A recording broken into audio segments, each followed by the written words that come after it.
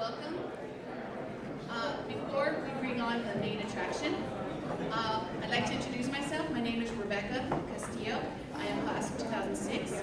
And my portion of this is actually part of the all-class lecture for the current students. So I know there's some non-students here, but you can learn what the possibilities that the current students are going to have to enjoy their year.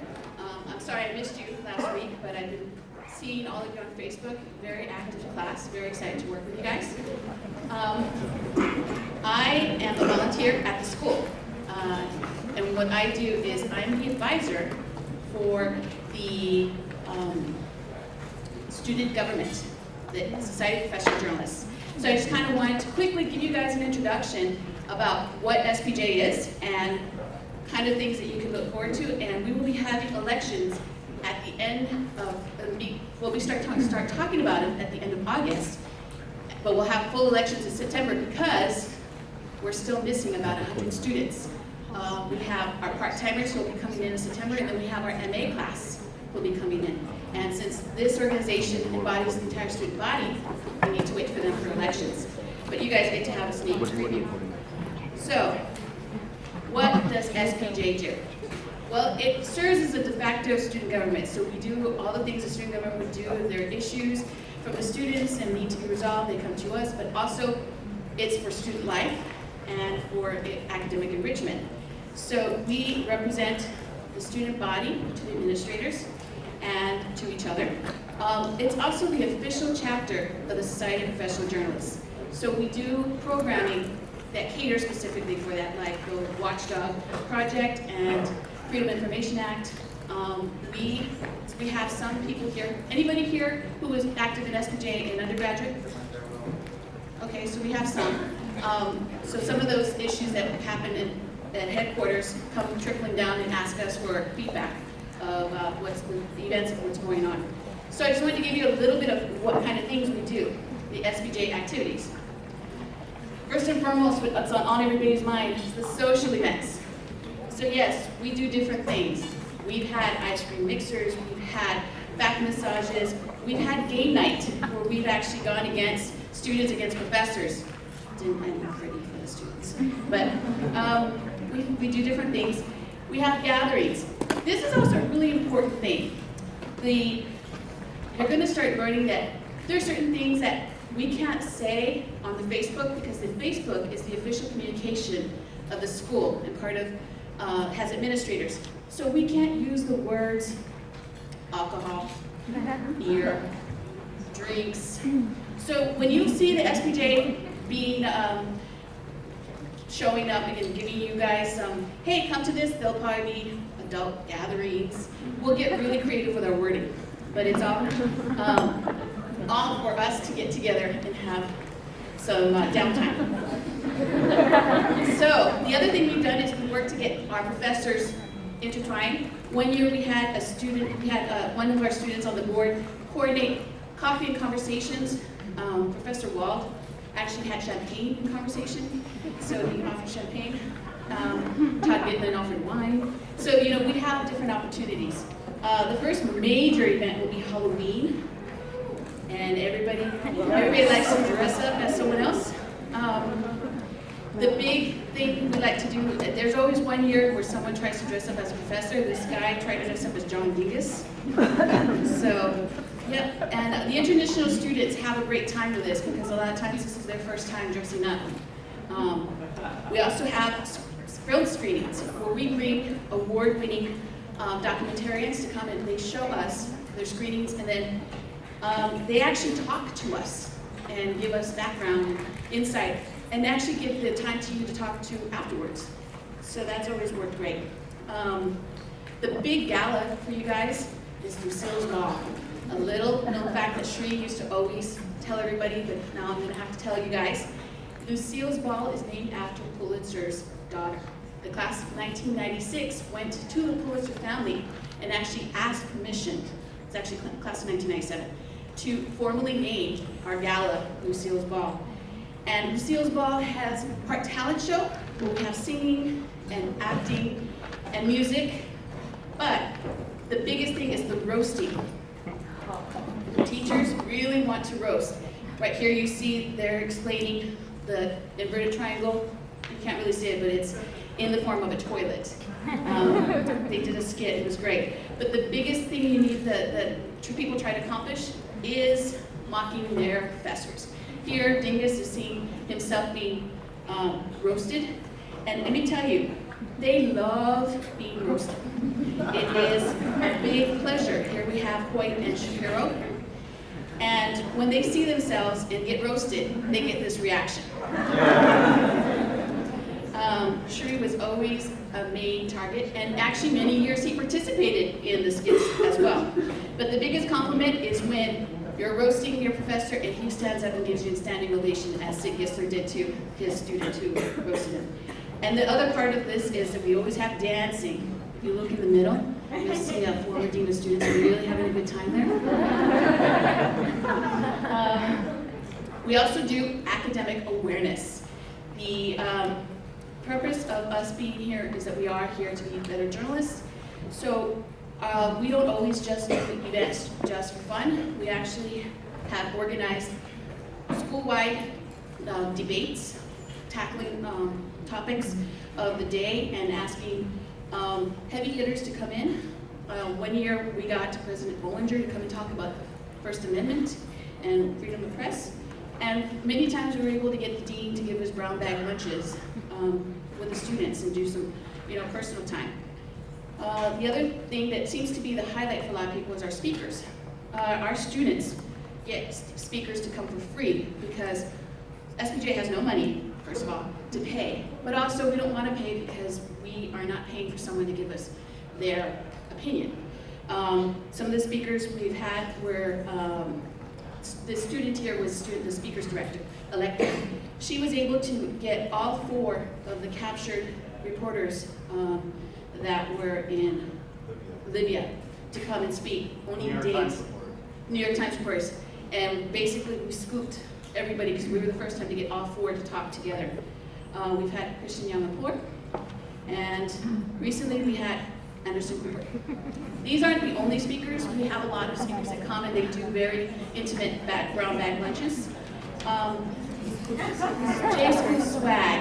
I want to address this real quickly because I know there was a thread. Okay, here's the deal.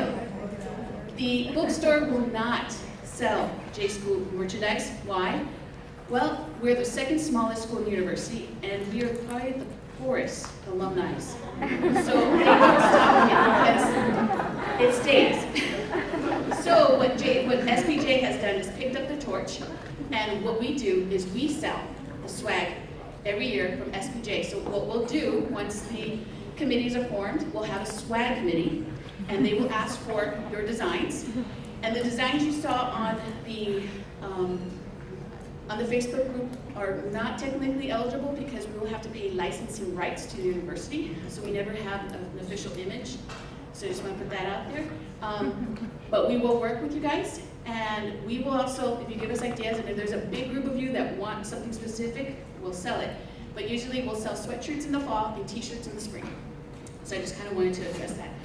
Other projects that we'll do is we do a lot of community service. So we've done making care packages for the military, done clothes and food drives, and another project that's very popular is teaching middle schoolers journalism. So we get a group of us that goes to the school once a month, and we'll teach them how to interview, how to write a lead, how to storytell.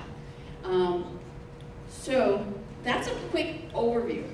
Here are the positions that we will have available, and there'll be information coming to you by email.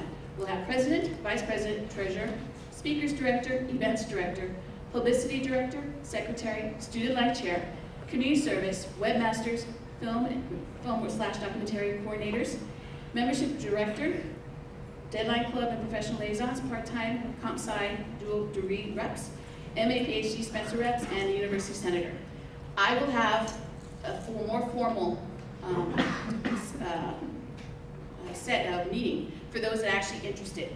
But for now, if you are interested, there's more information here, and I will post this on the Facebook group. And again, the elections will be held the 2nd week of September, And if you have any questions, my name is Rebecca Castillo, and my uni is RC7th grade, or you can Facebook me. And now, I'd like to bring up our main attraction. And thank you for your time.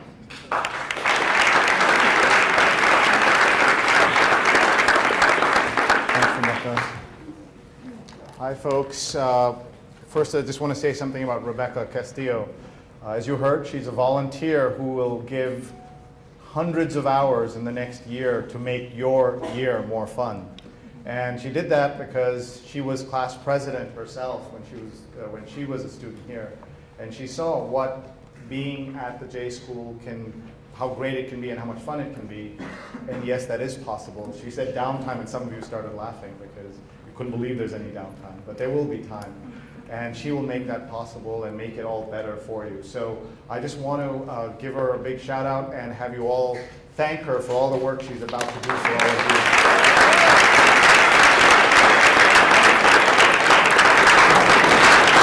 And just so you know what she does for her day job, she helps run something called the Columbia Scholastic Press Association, which is a group of programs for high school journalism students and yearbook editors. I don't know if any of you came to any of the events that they have had when you were in high school. Any of you were high school yearbook editors or newspaper editors? So you might know some of the work that CSPA does. So please do read all the stuff that she tells you about, and you will really enjoy the year thanks to her. It's a big part of of your year. So welcome everybody to this session about social media and kind of the things that I think journalists should know about social. And I was playing some music earlier, and I thought I'd do a little music introduction first. The whole point today is to give you as many new tools and ideas as possible. And the first tool I wanted to show you is something called ViddyJam, ViddyJam. How many of you are familiar with this? Okay, nobody, so that's good. So always worried in a group there'll be lots of people who know lots of the things we're talking about. So this is a good start. Think of this as Pandora for YouTube. Pandora for YouTube. And just about 5 years ago, if I had said that, you wouldn't have understood what I meant. Today, when I say Pandora for YouTube, how many of you understand, in theory, what it is? Look at that, right? Everybody does. That's how quickly technology changes, and that's going to be one of the themes of my conversation today.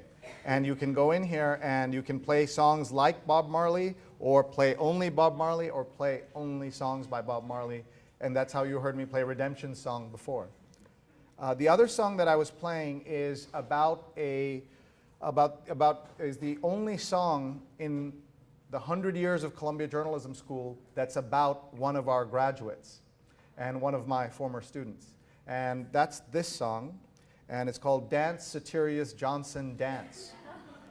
Anyone here know who Satirius is? Raise your hand. A few of you. All of you should know Satirius by the time you graduate or by next week. Satirius is someone who my wife and I wake up to every morning. That sounds scandalous, but it's not.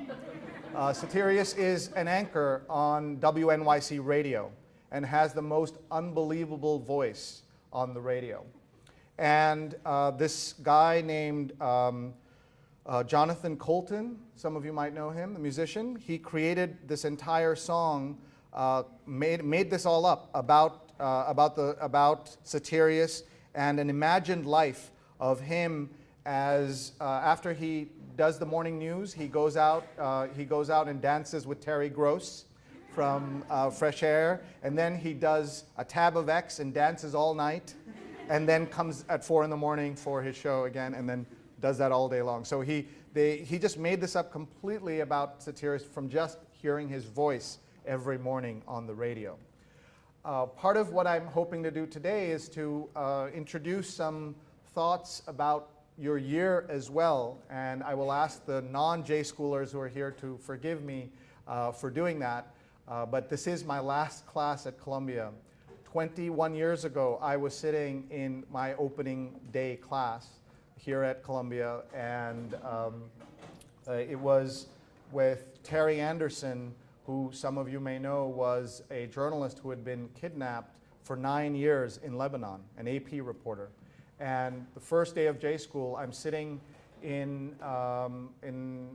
with my new classmates and watching Terry Anderson, who I'd just been reading about, talking about captivity and what journalism means and the importance of it. And I thought this was, you know, I'd made exactly the right decision to be here at Columbia, and then I didn't move for 21 years.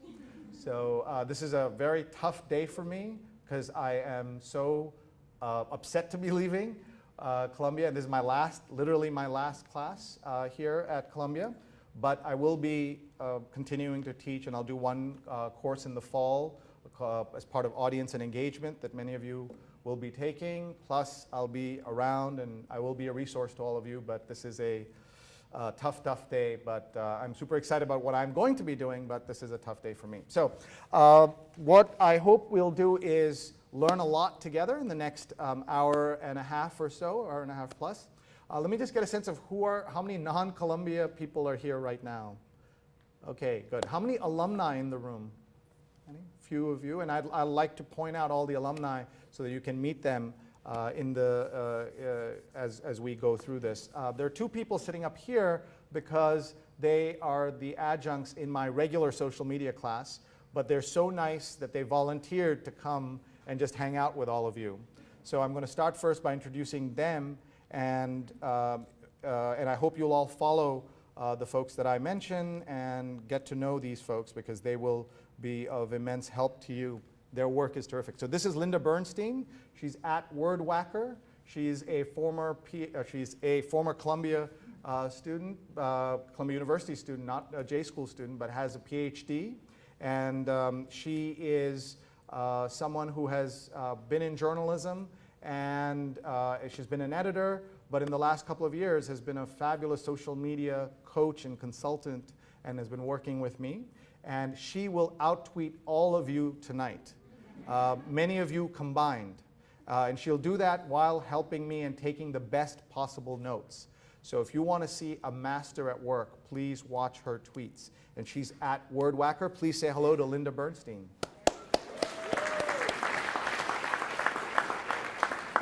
The next person I want to show you is Liz Barad-Wright, who is a J School grad and has been teaching with me. She is a travel writer. Let me get a sense of how many of you would love to be a professional travel writer.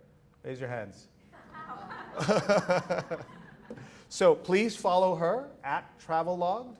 And she's an example of someone who's had a traditional media career but has reinvented herself and made a business out of her passion.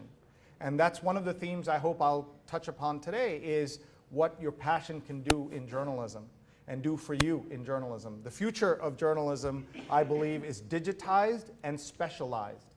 And the more that you can bring to the things you love, the more successful you're going to be. It isn't always specialized when you begin, but certainly, you know, once you're 2, 3, 5 years into the process, you will see that it gets much more specialized. And so please do follow her. She's at Travelogged, and you can see her website, which is travelogged.com. And please give her a hand. Welcome her, please. I have another alum to introduce you to from the class of '95. This was the first time digital media was taught at Columbia. We used to call it new media then. And that's Mow Mow, who's sitting over there. And Mo is an educator, journalist, and he's founder of Social Media News New York. And he's always live streaming anywhere he goes. So he's dangerous in that way. But this time, with permission, he's actually tweeting out what we're doing here today. So there is the link. And so if you go to Crockmall, retweet this to all your friends. They can actually watch. You can punish them just the way you're being punished. They can be punished as well. So share the misery, tweet the link. So just go in there, follow him, and just hit retweet. And I'm going to do that right now as well. So I'll give you a chance to pull out your phones, computers, etc., and do that so that all your friends can follow along. Let me just ask Mo, Tell us about Bambuser. What is it? And maybe you'll come up to the mic and just tell us what that is. Yeah. And he's Krochmal, Krochmal. Y'all look so bright and sexy. And about January, you're going to be giving one of these. You'll see the 11s. What the 11s are is those little lines that form here. You see a lot of 11s. Welcome. So I'm using Bambuser. Oh, don't worry about it. I'm not important. Bambuser was actually just signed a deal with the Associated Press. So I'm live streaming from my iPhone 5. And it's a really slick, free app. And it works. I'm testing it, using it. So I'm enjoying that. And as long as I have battery life, it's going to be all right. I think I can get maybe about 45 minutes on the iPhone battery, and then I'll kick in my Mophie battery, and we might be able to get the whole lecture in. And those are the kind of tools you might not have now, but there's a lot of tools out there. And you try playing with them, using them, and make it a part of your toolkit. You may not use it for a class or an assignment, but it's always there. And one of the things I talk about is presence on social media. Have a presence. You can just do a quick little video from your phone saying, hey, this is Mow Mow with the Columbia Journalism School's Friday night. We got a bunch of new people in there, getting ready, they're eager to learn. And hope you keep that up all semester and into next semester. Thank you, Sree. All right. Thanks, Mo, for doing that. So think about how journalism in the world has changed, that when I was sitting there in that first day with Terry Anderson, we were lucky if we were able to take notes and understand what's going on. And here, on your first day, what I say is being seen by people around the world. I'm going to just turn off the audio. That's pretty awesome. Right, let's see how much the delay is. Let me wave. And let's see. Wow. That's awesome, Mo. That's amazing. And it's free. And it's free. So it's going to be very distracting when I'm going to do this. So I first heard of Bambuser from a group of Pakistani journalists had come to New York last year. And they pulled out their phones and were broadcasting what I was saying. And I was shocked at that. And now I saw the AP has signed a deal and all of that. So how many of you used Bambuser before? Just a few people, right? So Bambuser is good. Obviously, what are the more famous tools in this genre? Livestream and Ustream. So Mo, just very quickly, why did you pick this over the other Livestream and Ustream? I'm a heavy user of both Livestream and Ustream, but this because it's so doggone simple on the phone. And so basically I have a $7 Radio Shack tripod there and a little $20 device that I got at B&H. And if you guys are students, don't go to B&H. You can't leave without buying so much stuff. But for $20, I have a little clip, so my phone slips right on there. I also carry a Gorilla pod with me, so I can give it a little stability wherever I go. And I use maybe about 183 apps. That's terrific. So here, Mo's email address is right on there. So please connect with him and say hello. The other person I wanted you to say hello with just before we start is @MG Huff. Melanie Huff wasn't able to join us here today, but Melanie is my oldest friend at the J School. We've been working together for 21 years, and you all know who she is in your work life and student life, but I wanted to tell you that she is one of the most interesting people on Twitter, in part because she does more to gather and synthesize and share useful information about the Middle East and the Arab Spring and all those topics than almost anyone I know. So please do follow her and connect with her as well. You know her as the serious Dean Huff, but here she is with a lot of tulips and other things. So she says human rights, women's rights, Middle East, South Asia, social media, journalism, and dogs. So she's got it all covered. All of you love some of those things. And just take a look at that. So please do follow her as well. And what we're going to be doing today is sharing a bunch of ideas, and we're going to do that through some slides just to get the conversation going. But most of this will be live websites. So one of the things you can do is share what you hear. And what's the hashtag for the session today? We're using Sree tips, right? So please use #Sree tips when you're sharing what we're talking about. The other thing is that some of you have said bye Sree and things like that, which is fine. So if you want to say hash bye Sree, that's great. And then if you want to, if you're really unhappy, you can do good riddance Sree, and that's also good. So you can use any of those things that you like. So let's get started, and let me say once again really how pleased I am to see all of you and to see the excitement in the year that you're about to have. It's going to be absolutely awesome.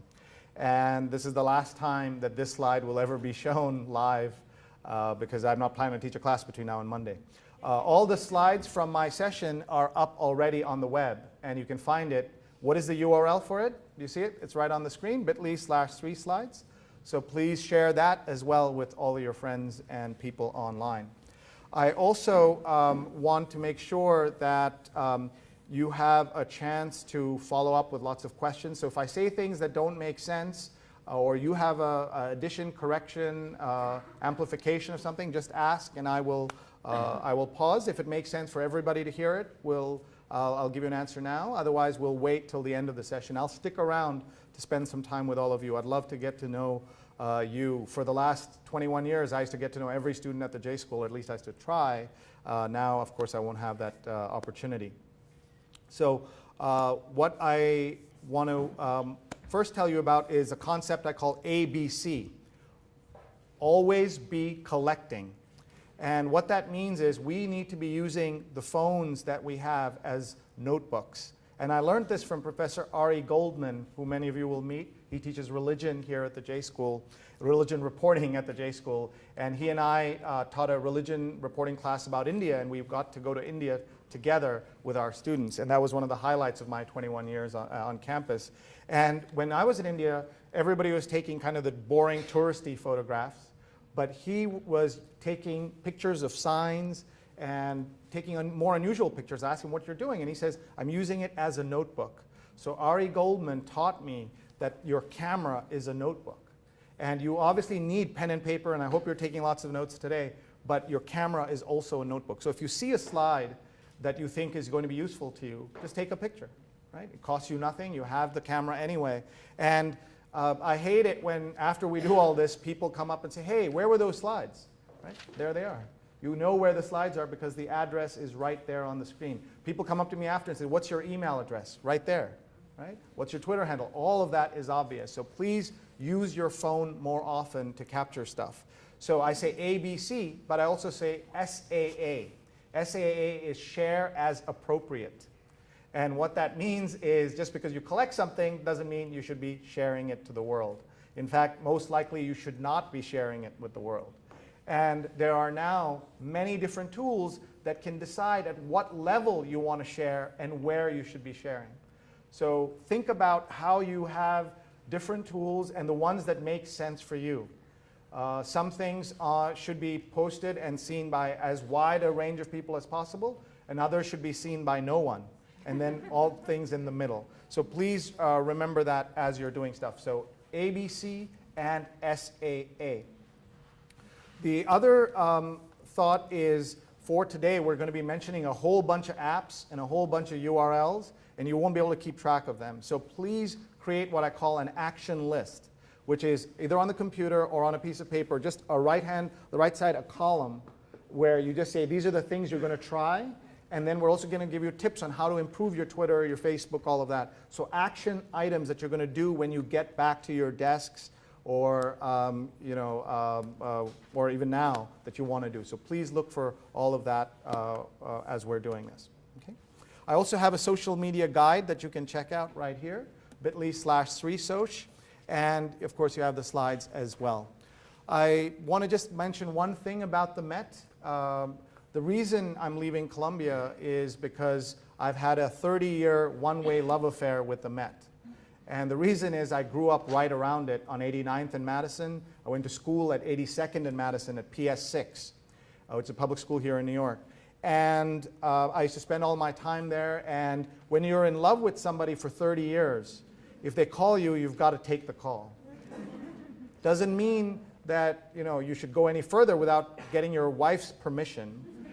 So I did get my wife's permission, and here we are, and that's why I'm leaving to go to the Met, but as I've been saying, you know, I've absolutely loved every day at Columbia, but the Met is a very, very special place. I figured Columbia is one of, you know, 15, 20, 50 great universities in the world. The Met is one of 3 great museums in the world, and I don't think the museum in Paris is about to hire a guy from India who doesn't speak French to be their chief digital officer. So anyway, so let's talk about education first.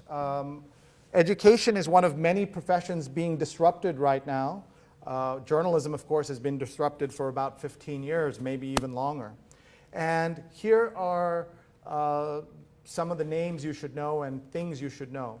One is this guy. How many of you know who he is? Right? Everybody should know who he is. This man is, I believe, one of the 10 most important unelected people in the world. And his name is Salman Khan. And there is actually a Bollywood star named Salman Khan. And when I was in India in January, I said, I've been saying everywhere that Salman Khan will be known as the other Salman Khan. And people in India got really mad because they love the other Salman so much. So we'll call him Sal Khan. And Sal is just an amazing guy who has changed education forever. If you have siblings or children or nieces, nephews, grandkids, their lives will be affected by Sal. And what he's created, Khan Academy. From 4th grade and up to 12th grade, he's going to be a deep, deep part of their lives. So please do look and try to understand. Even if you're not going to be using it, people around you are going to be using it. There are other 3 names that I put down there: Coursera, edX, and Udacity. And these are, again, 3 very big new initiatives that are disrupting education. Have any of you taken a course from any of them? A few of you. If I ask this question 5 years from now, many, many more hands will go up. These are all what are called MOOCs, Massive Open Online Courses. And I gave I had to testify in front of New York City Council about MOOCs and Columbia a few months ago. And the only advice I got was, don't call any any councilman or woman from Brooklyn a MOOC. And what MOOCs are doing is disrupting things, but not to the way where, you know, Columbia is going to go out of business because of MOOCs. But they're going to change the way that education is accessed and the way teaching happens. And we already ran 3 MOOCs this spring, and we're running one right now on virology. Jeff Sachs is about to do one. Joe Stiglitz, the Nobel laureate, will do one next spring. And I'm truly sorry that I will not be here in person, but I will take this class in the spring, and I hope you will too, with Eric Foner, who is a name you should all know. He is America's greatest expert on the Civil War and Reconstruction, and he's going to give a free class to the world. And we've just set that up, and what will happen in the spring is more people will take that class than in his 35 years of teaching the Civil War and Reconstruction. Around the world, they'll be able to participate. It'll be a Coursera course. But we're also working with edX and Udacity. So I'm mentioning all this because the disruption that has come to media is about to come to education, deeper, longer, scarier than what's happened in media. And for journalists, it's hard to believe that could even be possible. But it is something to certainly keep in mind. I love showing folks this infographic. How many of you have seen it before? Some of you, right? So what this is tells you how long it took certain technologies to hit 50 million users. And as you can see, 50 million users, it took some very good technology like telephone, radio, even television, any upwards of 13 to 50 to 75 years to hit 50 million users.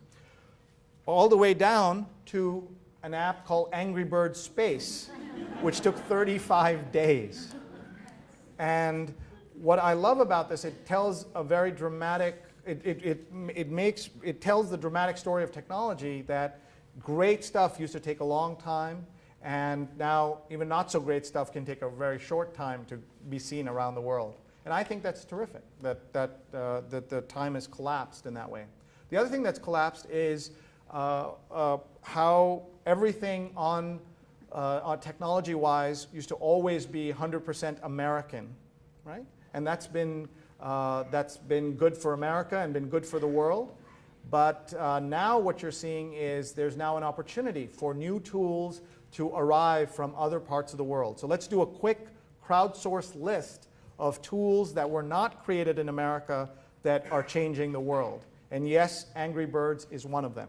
So Angry Birds is from Scandinavia, as you know. Let's make a list. Other things that people, household names that people should know. Spotify from Denmark, right? Sweden. It's from Sweden, that's correct. How many of you are on Spotify? How many of you pay the $10 a month for Spotify? It has changed the way I listen to music. Somebody down there is doing that as well. Give me another brand. Skype from Estonia, and now owned by Microsoft, right? So Skype, what else? Let's just, any other tools? Instagram? Is it, I thought it was it's an American tool. It's popular overseas, but.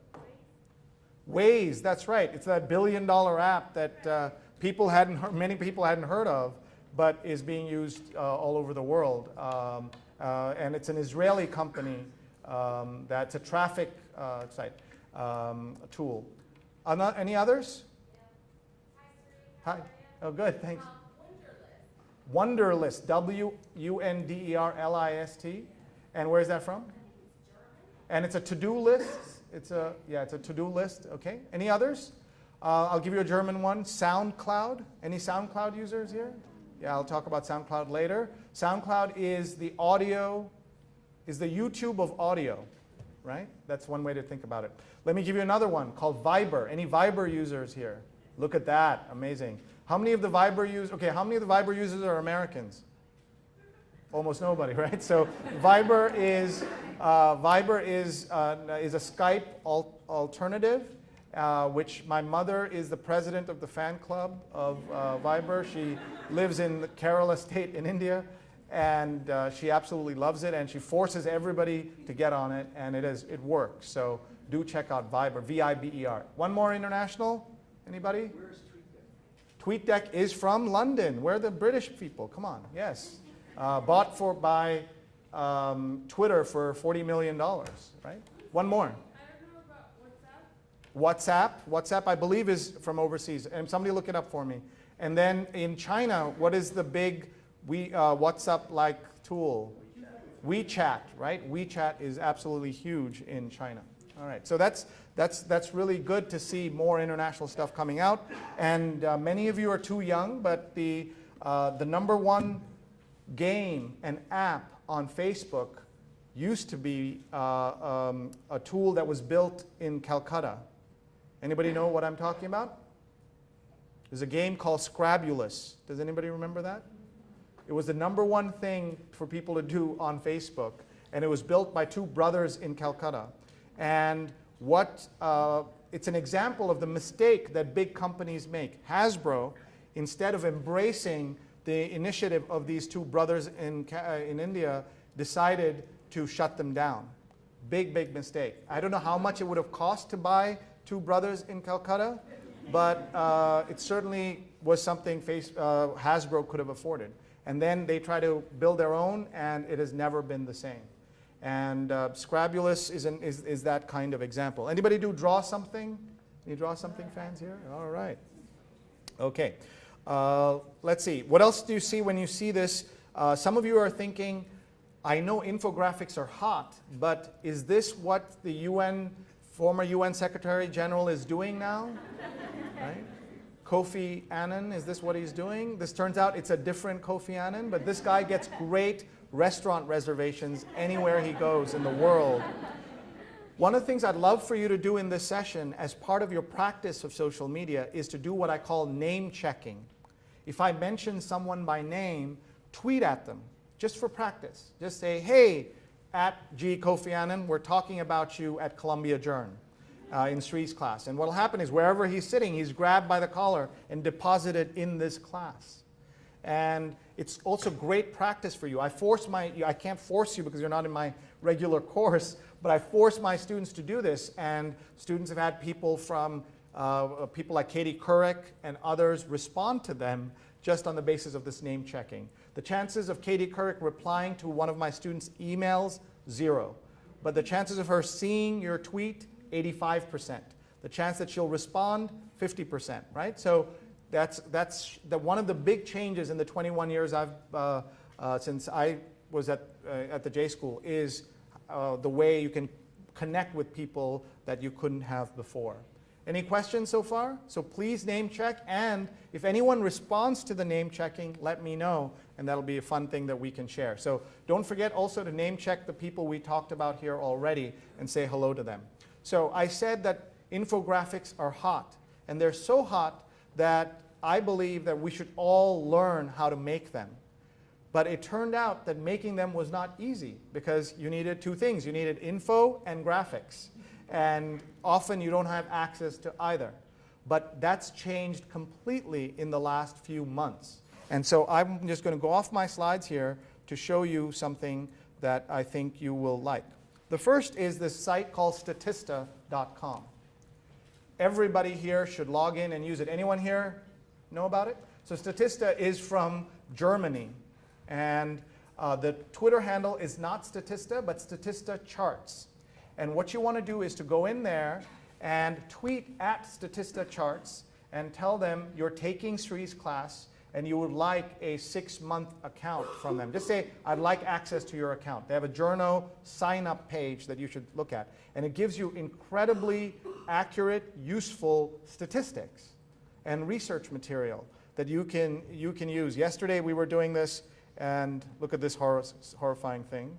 1 in 5 Americans eat fast food several times a week. 1 in 2 J-schoolers eat fast food 5 times a week. The thing we saw yesterday was also striking. Here's the chart from yesterday. You can embed it. You can use the stats. I was actually surprised by this. Anybody else surprised that more people use Google Maps than Facebook? The reason I'm surprised is not everybody has a car. Not everybody is always traveling, right, to new places every day, but everyone's on Facebook every day. So I was surprised. But this was the research that they had. This came from Global Web Index. Anyway, so please tweet at them at Statista Charts so that you can get that free access to the site. So you can get stats that you can search. You can go in here and type in healthcare, and you'll get a whole bunch of stats you can use for healthcare. Next tool that I want to tell you about is called SwayWhat.com. SwayWhat, and their Twitter handle is at SwayWhat. And SwayWhat is a site you can go to create charts in a very simple manner. So create charts, you go in here, you can upload a chart or use their chart making tool, select a chart. Look how easy this is. Right? So you can do this right now, and then you can put all the charts up here as well. You can load it up and people can look at it. Right? How many of you think you might explore this? Most of you, right? So you should definitely check this out. It's called SwayWhat. Then once you've made an infographic, what do you do with it? You put it in the YouTube of infographics, a site called Visual.ly. Visual.ly. And here you'll find all kinds of fun, scary, useful infographics. Does your hotel Wi-Fi suck, for example? The price of being Batman. If you need a workout routine, you can look at that. The history of Coca-Cola. All kinds of graphics you can see on here. And they're rated and ranked and all that stuff as well. So this is called Visual.ly. And their Twitter handle is, I presume, Visual.ly, but I'm not sure. Linda or Liz, if you want to shout out their Twitter handle, that would be great. But they've got 40,000 in there. So this is all good, but doesn't get us to the point where we can make our own visually appealing infographics. So, Visual.ly with 2 L's. Visual.ly with 2 L's, thank you. At Visual.ly. So tweet at them as well and say you're in the class. Don't forget to use Sree tips afterwards. By the way, the reason I give you a hashtag is so that you can talk about me behind my back to my face. meaning I can go back and look at everything you said later. So please do that. So here you are, first day of class, first days of class, first week of class, and I wanted to learn something today. And I wanted to make my first infographic in honor of all of you learning all this great learning you're going to be doing. I've never made an infographic. So today, in about a 20-minute period, I made an infographic for the first time. And I did it with a tool that allowed me to do it in in 20 minutes with no skill. I have no skills with these tools, but I was able to do it. And I'm going to show you the infographic right now. And it's an infographic about a new app that I absolutely love. So I wanted to introduce the app and introduce infographics at the same time. Right? So this is an app called Moves, and this is the infographic you're looking at. And it's how Moves app changed my life. By the way, I also had to do something new because people like Linda and Liz have sat through this 150 times. So I need to do something absolutely new. So how Moves app changed my life. Some of you know the theory of the 10,000 steps. Do you know about this? You have to walk 10,000 steps a day. And I'm a guy for the last dozen years who hasn't walked more than 3 steps a day if I can help it. I have 0 exercise, 0 taking care of myself. But since March, I have been doing the Moves app. If you have an iPhone, you can just download it. It's free, and it counts your steps and calories and all that stuff. There's a much bigger movement of folks wearing the bands. Let's see, my friend Unmesh there has a band, right? Don't you? He has the Fitbit, right? So there's a Fitbit. Any Fitbit users, raise your hand? Any Fuel Band users, raise your hand? Any Jawbone folks? So not many. So you can, if you have an iPhone, you can get on this. So here I'm going to demonstrate what a guy who did 0 walking now does. I went from 0 miles a week to 80 miles a month to 100-something, 100-something, 100-something, and 120 miles a month. A guy who did 0 walking. This is what an app can do for you. Right? And this is, so then I wanted to say, well, that's just a chart. That's not that exciting. You could do this in Excel. But look what else I was able to make for you. The Moves app in China. I went to China with my kids and my wife, and this is a map of all the walking I did thanks to Moves app. It shows you a map of everywhere you've been during the day. And this is, we walked 5.9 miles in Tiananmen Square and all around it. And that's what this pulls up. And I think it's, you can argue with the taste of, with my taste and the colors and things, but this is, to me, absolutely incredible that I was able to do this in 20 minutes. Right? How many of you think you will follow up on this and use it? What is the tool called? Infographic.am. Infogram is the name of the app. And it's free. On Twitter, they're just at Infogram. Thank you. Look at that. So this is the first infographic I have made. And at the Met, I'll have many people to actually help me do all this. But I wanted to see if I could make one. And how many of you have an iPhone? I'm just curious. So iPhone people, raise your hand. Wow, wow. OK, let's get Android people, raise your hand. Yay. Windows people, raise your hand. Yay. OK. Nokia people. Nokia, 2 Nokia people. Yes, OK. OK, regular flip phone. Regular flip phone. Anybody? 1, 2. OK. Infogram is from Latvia. Wow, that's great. I did not know that, so perfect. Yeah. So please do check this out. And if you want to, I just tweeted out this URL. So if you want to go in there, I think I tweeted it out. Maybe I meant to tweet it. I didn't yet. I will tweet this so that you folks can share this and talk about this as well. Let me just go back to my presentation. So please do check that out. Infogram. MG Huff says hello. All right, good. Yeah, please. Yes. Did you have to log in to be able to see that graphic? No, the graphic is public on the web. Tweet it, Facebook it, whatever you want. You can embed it. You can embed it. So anywhere you want to put it, you can do that. So you don't have to log. You have to log in, obviously, to create it, but you don't have to do anything else just to if you just want to see it. So that's one of the exciting things. All right. So let's talk about these photographs. This is the most seen photograph in the history of Facebook and the history of Twitter. History with a lowercase h, because we're talking about 9 years and 7 years, obviously. But several lessons from this particular photograph that I wanted to share. One of the reasons I'm asking you to always be collecting is because pictures are going to be more important than they've ever been. And later, when I talk about Facebook, I'm going to show you how Facebook is about to change the web forever because of photography. So please take every photo class you can at Columbia. And at the same time, don't just learn the fancy big cameras, also learn mobile photography. And one of the things that my friend at Greg Lord Studio, who is a master of mobile photography, is a professional who also does mobile photography, Instagram, all of that stuff, at Greg Lord Studio. He and I are going to do some Instagram and mobile photography workshops in and around the Met and other places. So please look out for that if you'd like to join us in the months ahead. So what are the lessons from this? First, look at the picture, right? Look at the quality of that photograph. It is so human, so personal, so dramatic. And that's how we want photography to be.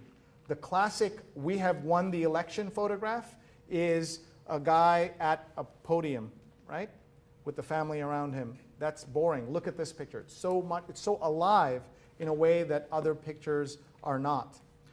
The second lesson here is that the Obama campaign used Twitter to announce its victory in 2012. What was the tool they used in 2008?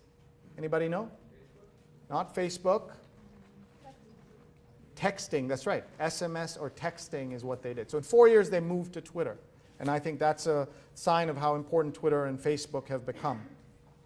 The next lesson from this is you know that Michelle Obama has joined Twitter in the last few months in an official capacity as the First Lady. She also got the worst Twitter handle in the history of Twitter handles. What is it? @FLOTUS, right? First Lady of the United States. No American calls the First Lady FLOTUS. A bunch of reporters do call them POTUS and FLOTUS, and this particular political season, we also saw SCOTUS became very big because of SCOTUS blog, right? The Supreme Court of the United States. But FLOTUS is an absolutely awful Twitter handle. It is a triumph of the bureaucrats who run the First Lady's office. And it's a loss for her. She does have @Michelle Obama, but that's her political Twitter handle that's not run by her. This is the one that talks about her day-to-day work. And it's because her husband was too busy to pay attention that he didn't tell her that he should not be taking FLOTUS, but she did. She will be able to, well, she won't be able to, you can change your Twitter handle, obviously, but the First Lady's office is going to hang on to those Twitter handles, all the Twitter followers when she leaves. And it'll be an interesting thing if Bill Clinton ever goes into that office, what happens with the name of that office, right? Focus or something else will be the name of that office. But one of the thoughts I have about the way you think about Twitter handles is that Twitter handles should reflect you, your personality, and all of that, but it should really be easy for people to recognize. So my tip is the shortest possible recognizable Twitter handle you can get. Doesn't mean shortest is the most important thing. Recognizable, right? So if you can get your full name and it's short enough, that's great. If you can get your first name and second, there are ways you can play around with this. And I love brainstorming Twitter handles. That's how geeky I am. So if you ever want to do that, look me up. But one of the things that I do recommend is that if you want to change your Twitter handle, do it once. Don't do it every month, right? I know people who change it like every a few months because they're unhappy with their Twitter handle. Pick one, stick to it, or change it once. And they don't have to be your name. You see Word Whacker sitting there because she's an editor, right? So she's whacking those words. And so that's a Word Whacker. And Travelog because she's a travel writer. That's how she's chosen those, right? Mo got Croc Mall. Melanie Huff didn't get Melanie Huff. She got @MG Huff. So there are ways in which you can play around with that. But please do not use any AOL handles that would be embarrassing now. Because we had an a student, who on his email address was using his old high school AOL handle as his main email address. This was many years ago, but it was @EastCoastStud. And unless you're in the horse business, that is a terrible Twitter handle. That was not his Twitter handle. It was before Twitter, it was just email. But please do not use anything like that. Right? But if you are super successful already in life and people know you in other ways, then you can have names that are kind of fun. Here is somebody who is my partner in crime here for a dozen years. Andrew Lee is an alum and America's biggest expert on 2 different things. And his Twitter handle is Fuzzheado. And that's because, well, I won't tell you the backstory, maybe over drink sometime, but he is America's biggest expert on 2 different topics. Wikipedia and the Wikipedia movement, and the Chinese internet and the firewall, the Great Firewall of China. So remember I keep saying name check these people, follow them when I talk about them, and then tweet at them right now. Build your network when you don't need them so that they're there when you need them. Folks, if you want to come sit in the front or sit on the floor, but don't block the way so that people can come in, please. So please follow him and say hello and tell him we miss him at Columbia. He's now a professor at American University. So do say hello to him. But the reason I'm telling you to name check him is that there's a chance a few months from now you need him for a story and you ask him for something and that's the first time he hears of you. One of the things that has changed in journalism is that you have the ability to contact somebody without asking them for something. The entire history of communications before then has always been you contact somebody when you want to ask for something. Social media allows you to connect with somebody when you don't need anything from them, and it's a beautiful thing. So I tell people, don't be an ask on social media. There was a K in there, but if you didn't hear the K, that's also fine. Do not be an ask on social media, meaning try your best to connect with somebody before you need them. This was a lesson I've practiced as long as I can, and in the early days of my journalism career, it meant not cold calling anybody. To this day, I hate picking up the phone and calling somebody, even when I'm on deadline. And I've written more than 50 stories for the New York Times, but I won't cold call anybody. And the reason is you never know when you're getting someone on the phone. Are they in a bad mood? Did their boss yell at them? Did they have trouble at home? So are you interrupting? So I prefer to email and then call. And in those days, that was pretty innovative to do that. Now, of course, you can do it in multiple ways. So do not be an ask on social media, please. Right? So I'm going to tell you another tool that you should build into your toolkit for just this purpose. And it's called rapportive. How many of you are using this? Everybody should be using this. This will change your Gmail life. And what it does is when you start typing someone's name, it will pull up this pane right here on the right, you see this here?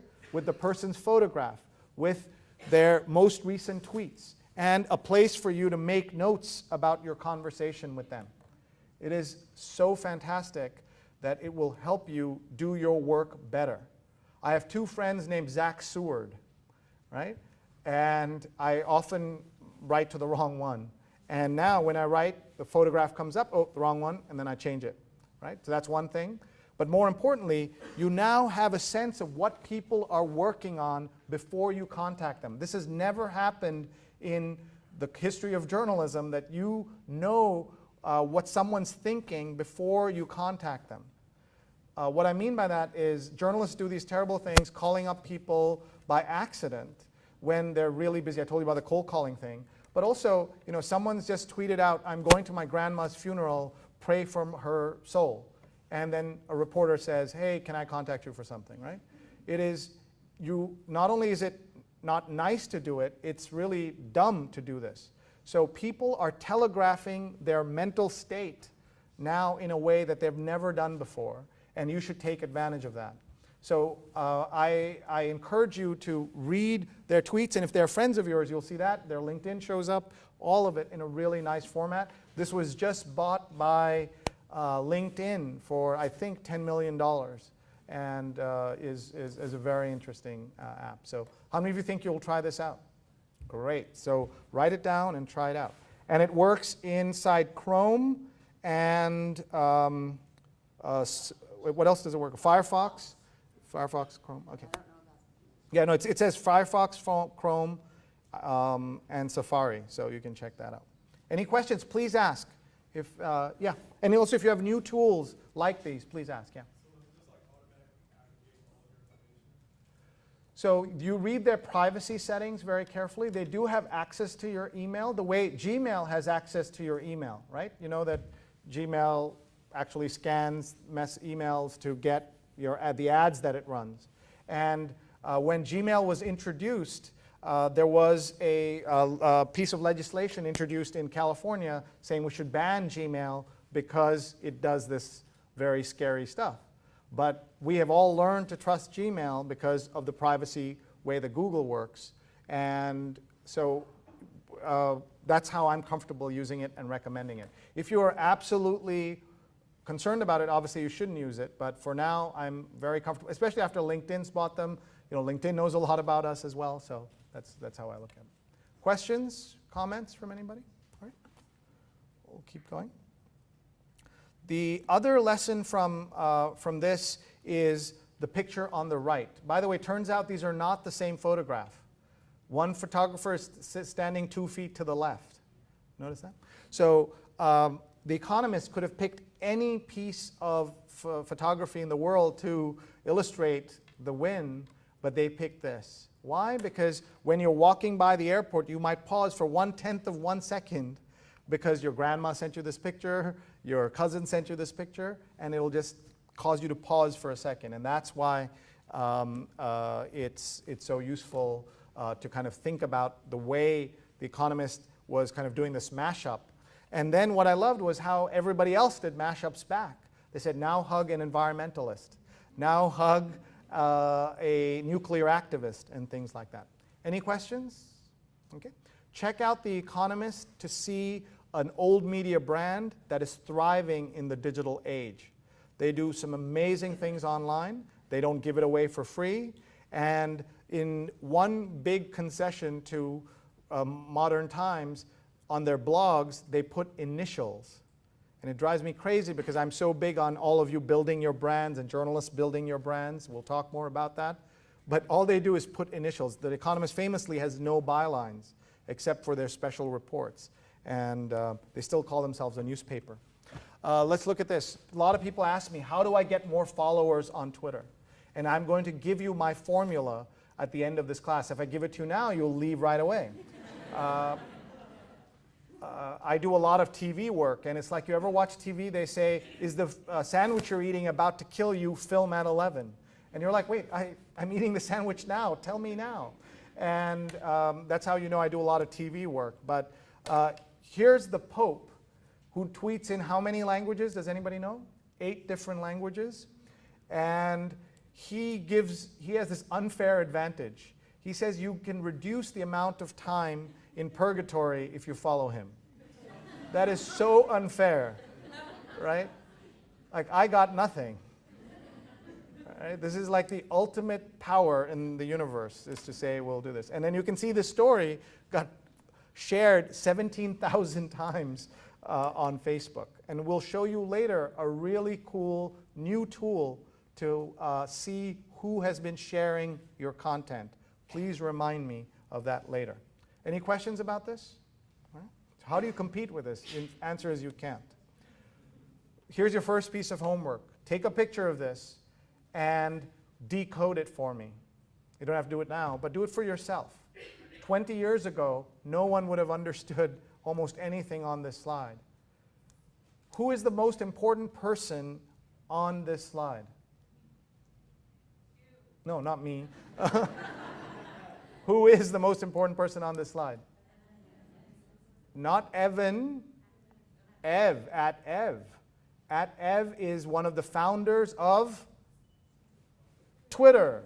That's right. Everybody knows Mark, but people don't know Mark from Facebook. But Ev, it was Ev, Biz, and Jack are the three founders of Twitter. So tweet at Ev right now and say, hey, we're talking about you here. Maybe you want to bring the founder of Twitter to the J School. Here's your chance. We've had other founders here at the J School come, but Ev has never been to the J School, so you might want to tweet at him. Anyone know what Medium is? It's a new storytelling tool and medium that is the anti-Tumblr. Please check it out. It's new, it's exciting, and it's backed by the founder of Twitter, so check it out.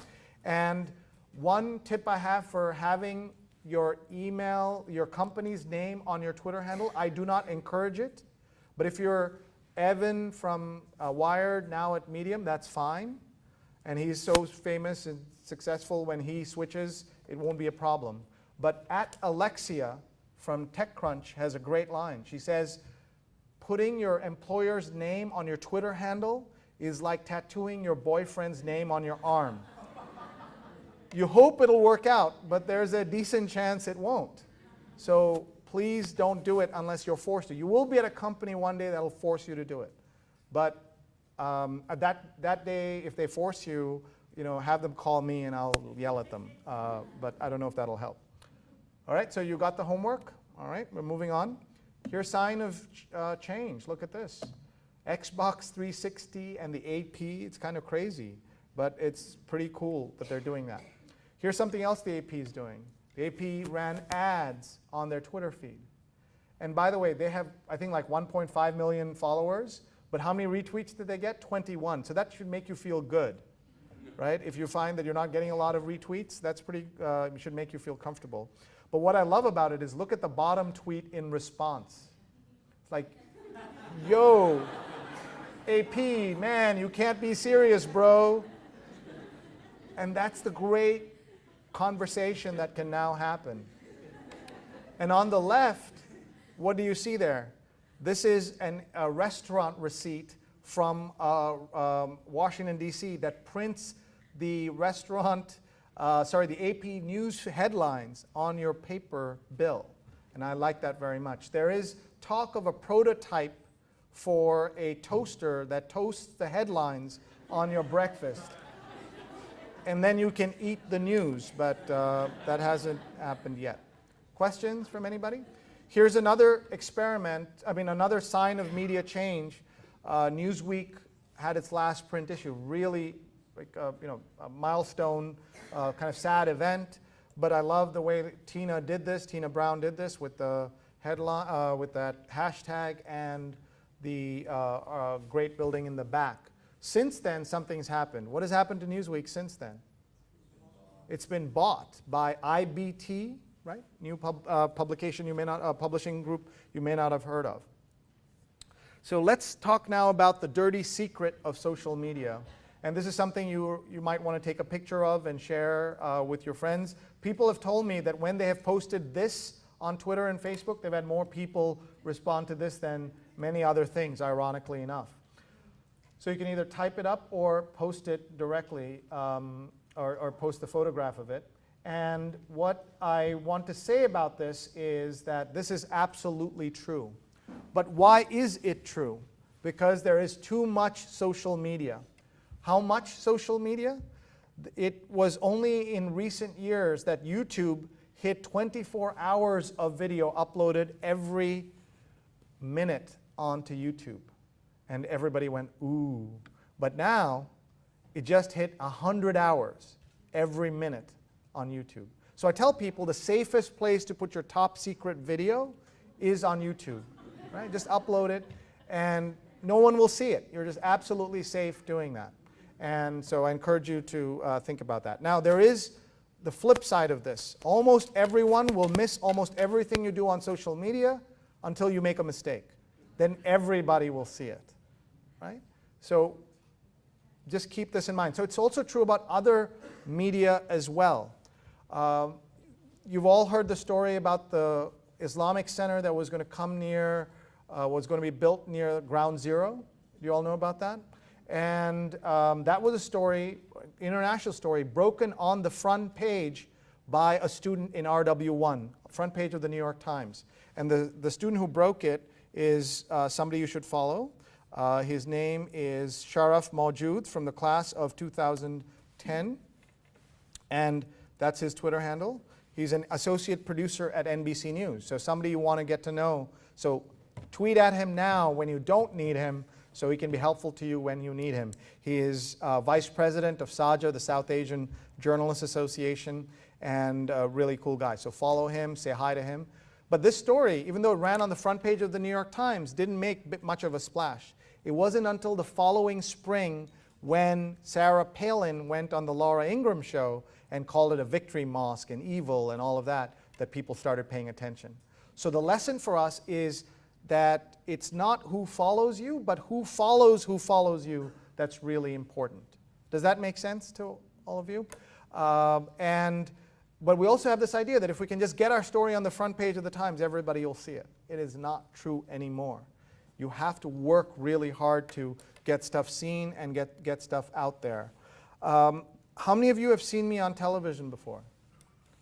Almost nobody, right? And that's okay. I've been on TV every week for a dozen years. I've been on the Today Show dozens of times. I've been on CNN dozens of times. But I don't take it personally because no one I know watches me. No one at work watches me. No one at home watches me. The other day, my wife promised that my kids and her were going to watch me on TV. And I came home, I do this stuff on the local news in the morning, and I said, did you watch? Well, they said, well, we were flipping the channels, and we came across the penguins of Madagascar. And we picked the penguins over Daddy, right? It is so sad. But there is too much media. There is too much stuff. So you all, when you're creating your journalism, just creating it isn't enough. You have to work really hard to get it seen out in the world. So I want you to just remember that as you're thinking about it. Any questions or comments so far? Please ask. Now I want to share with you 5 social media lessons from Roger Ebert, who was the greatest film critic in America. And he died, as you know, at the age of 70. And he's one of 2 people I recommend to everyone who is scared of Twitter. The other person who I recommend was also above 60. Her name is Ruth Reichel. Anybody know who she is? All right. One tip for all you new journalists and new to journalists folks. Ruth was the editor-in-chief of Gourmet and a New York Times food critic for many years, chief food critic. One of the skills that all journalists should have is knowing other players in journalism. And you folks are new to New York, new to journalism, many of you new to America, so you won't know these names. But I beg you to get to know these names. Make that part of your mission. Like if you want to break into Hollywood, you have to know everything about big-time actors, directors, producers. Same thing in journalism. The quickest way to know we're dealing with an amateur is when we mention something about that story, like we might say, hey, did you read that George Packer story in the New Yorker? And if you're like staring back because you've never heard that name, editors, employers know that, right? But there's so many other people. Like if we might, people like these are folks who you should get to know because your audience knows these names. So why wouldn't if my audience knows these names, why wouldn't my employees know these names, right? So please think of that, build that into your toolkit. Let me give you a couple of alumni names so that you can follow them and give them a shout out. Here's Josh Elliott at ABC. He's an anchor on Good Morning America. He is a J School grad, and you can say hello to him. Let me give you the biggest, one of the biggest journalists in India is an alum named Barkha Dutt, and her Twitter handle is bdutt. you can tweet at her and say hello, name check her. And she was sitting in your seats just a few years ago. And she's fun to follow, and she has a few followers on Twitter, as you can see. In fact, it might be fun to see how Josh is doing on Good Morning America. So he has a little ways to go, but she's been on TV 15 years longer than he has. So she has a head start. But follow these people, know names, because that will be important. With Roger, what I loved about him is that he was so genuine, and he used Twitter and social media in such a smart way. And he used it in some ways to find a new voice. Many of you know that he lost his throat, part of his throat, as a part of a terrible illness. And you found a new voice on Twitter. So here's a first tip. Number one, be interesting in real life, or be interesting in real life. I showed this to hundreds of journalists before somebody pointed out the typo. So I said, well, maybe this is how we say it in the South, be interesting. But it turns out I'm from the south of India, not from the south of the United States. So be interesting in real life, or be interesting in real life, is a big tip that I have for you. And I learned this from Roger, and I learned it from somebody named Erica Anderson.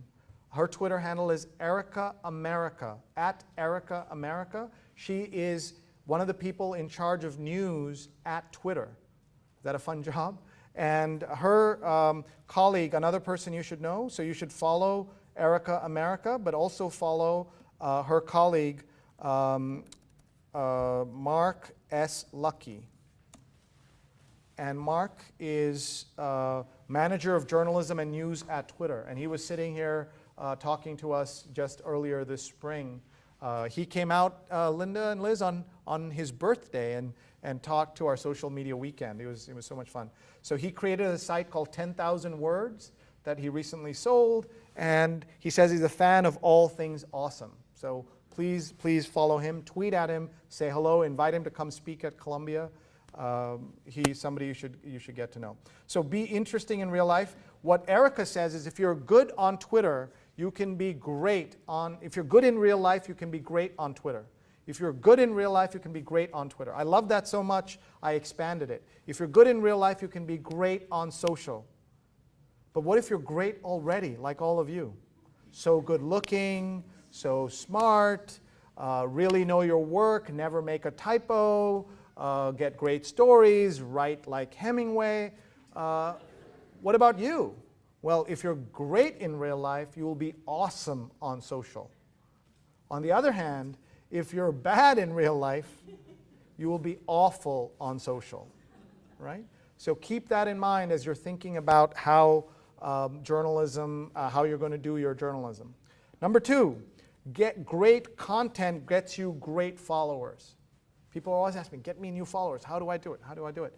Great content gets you great followers, right? So if you want a job in foreign affairs reporting, right, then you got to tweet a lot about foreign affairs.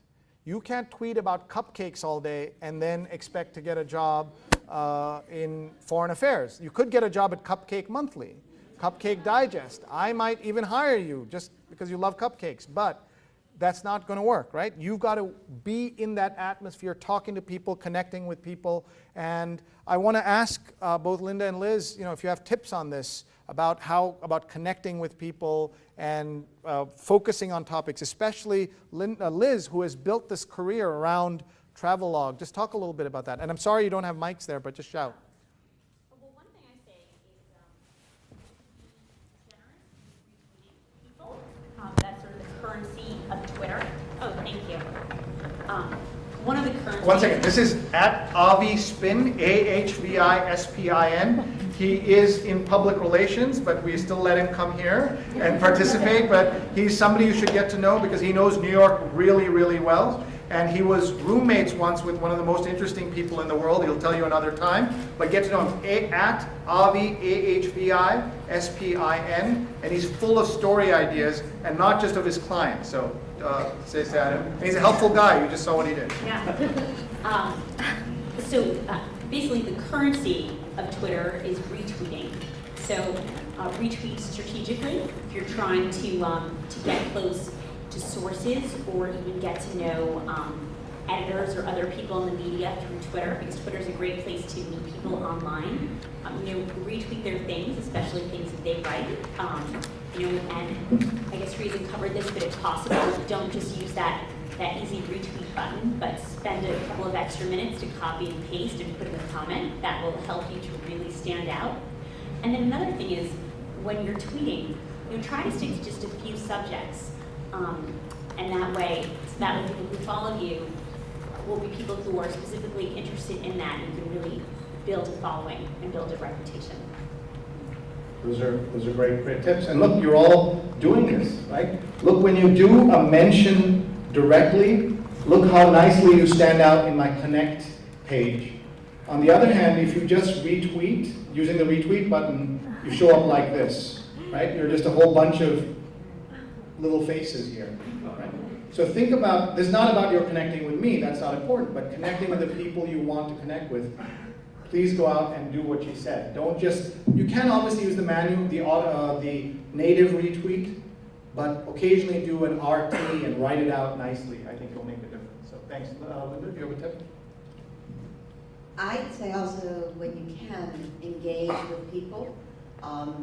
This means when you retweet saying something, or if you follow somebody like Brian Stelter of the New York Times, he actually looks at his @mentions and he will tweet most people back if you have said something that really pertains to what he is tweeting about. So that's a wonderful way to get to know people on Twitter too. There are lots of journalists who will pay attention to what you say if you say something to them using their Twitter handle.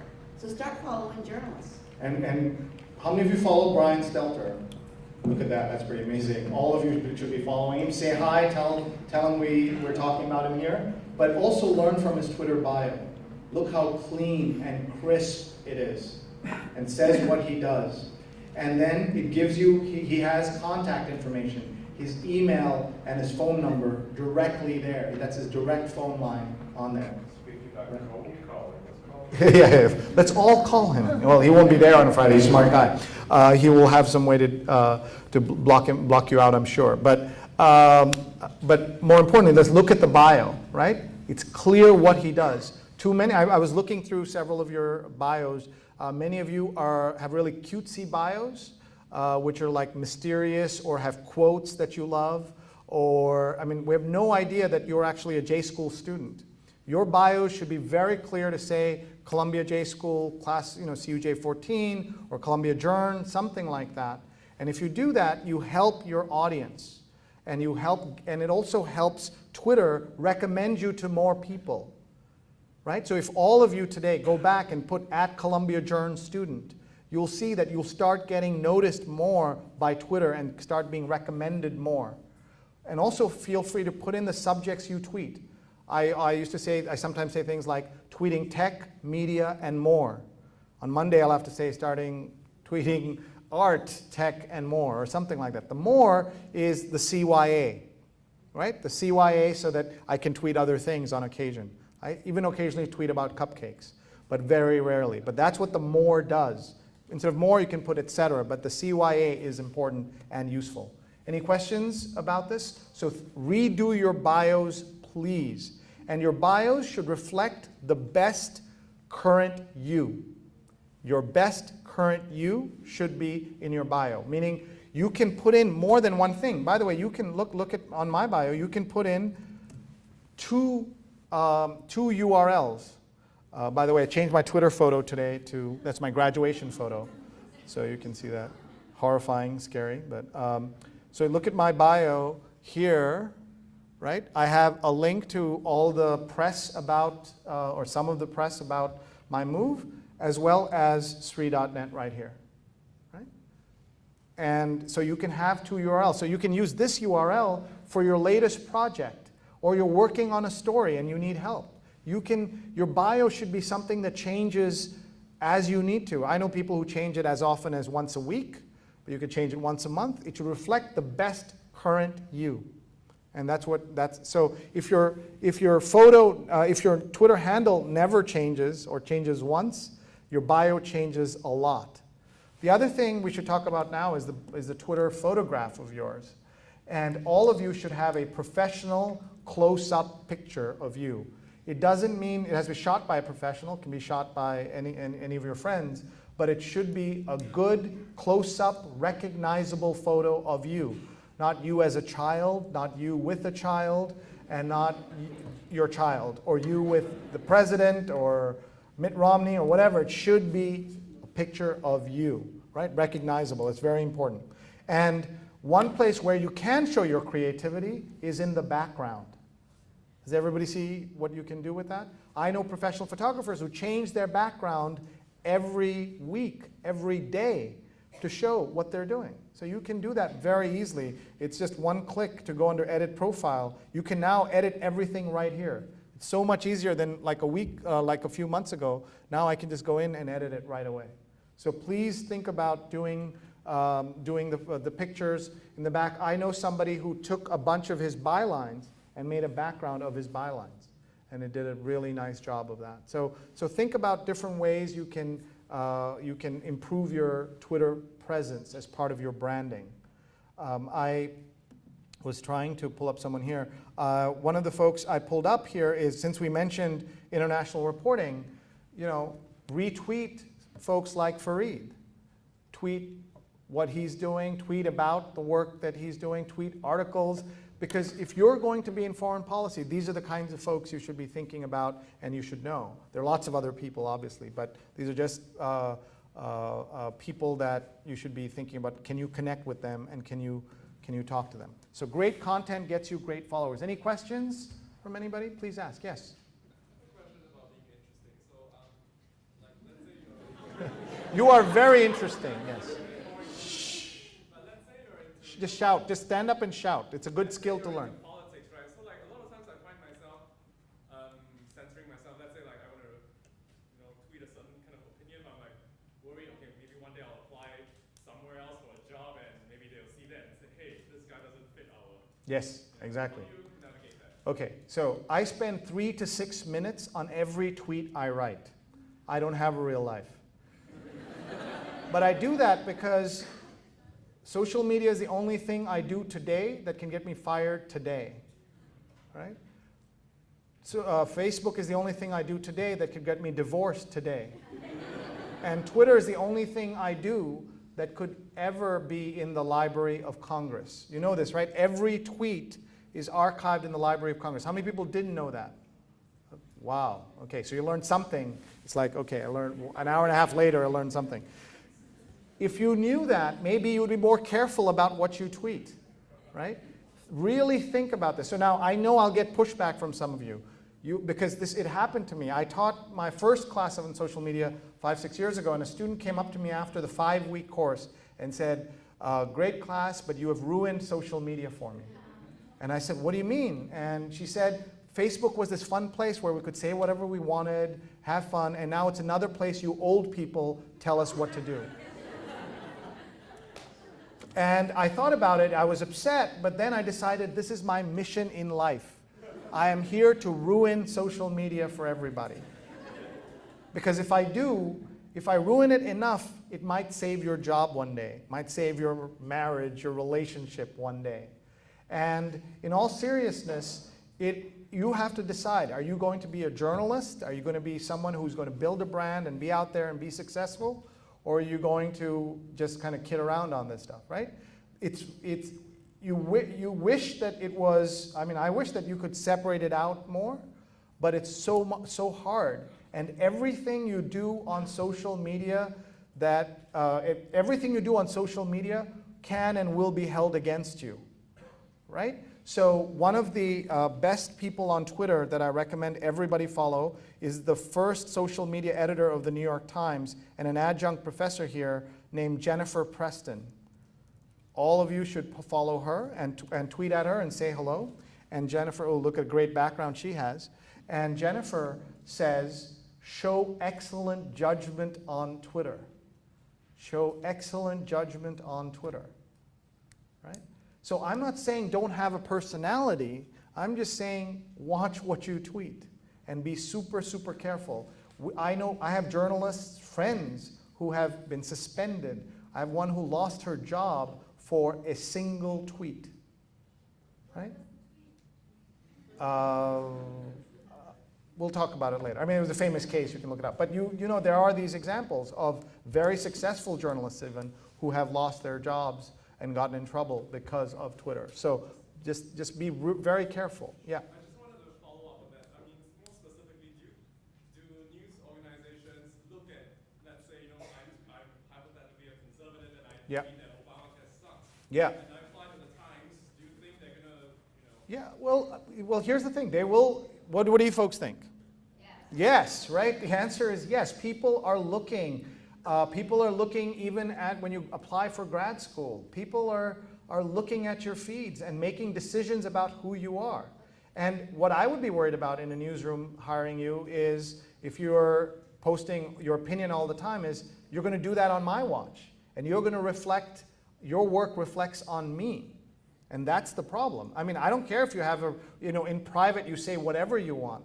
But if I'm going to hire you at the New York Times, you're going to do that. It's going to, the blowback on me is going to be the problem and my institution. So I wish it wasn't the case, right? One thing I'll say is that as you become bigger and better and more senior, you can have, I mean, Fareed Zakaria can say whatever he wants, and he does, right? So build yourself up to the point where you can be in that position. Don't hate the fact that you can't do it now. And I hope you'll get there really fast. But you have all these other opportunities for you to curse anybody you want. Why do it in public and lose your job is what I would ask. Yeah. Yeah, my point was going to be also that there's a difference between saying on Twitter, Obama sucks, and saying, retweeting an article that was critical of Obama, saying, interesting read because. Yep. Because then you are being a pointer and giving information. When you say Obama sucked, you're being a jerk.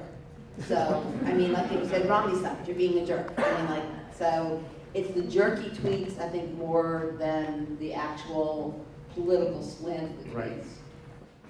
Yes.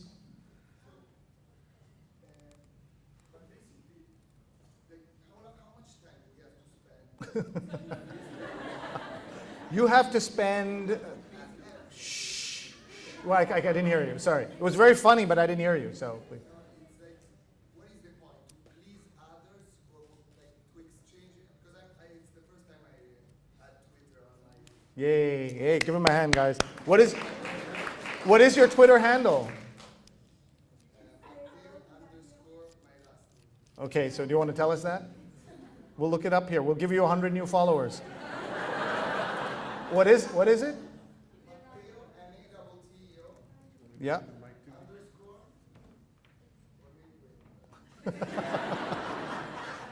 This is a Twitter virgin in action right now, everybody. Yeah. What is it? What is your last name? N-O-N-A-R-D-I. N-O-N-A-R-E-I? R-D-I. R-D. Wait, what? One more time. L-O-N-A-R-D-I.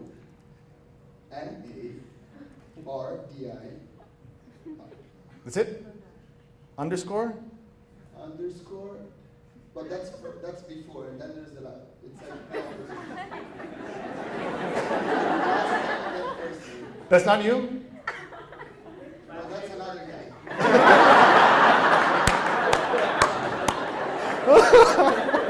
There are two people in the world named Matteo Lonardi? That's awesome. Wait, what is, someone help him, what is his Twitter handle? What? Oh, okay. Okay. What do we think about underscores, guys? What do we think about underscores? What do we think about underscores? I don't like them. Yeah, people don't remember them, and on an iPhone you have to click 3 times to get to the underscore. Is it better on an Android? No. So think of so we're not going to crowdsource his Twitter handle now, but someone give him some ideas and let's encourage him. Follow him. Yo, he's following me. Thank you. So I'm going to follow him back just to. Ooh, look, he went to 35. Look at that. Whoa. So this is a guy who has not been on Twitter. Let's make him the best Twitterer at the J School before not the night is out, but the month is out. All right, so follow him and get to know him.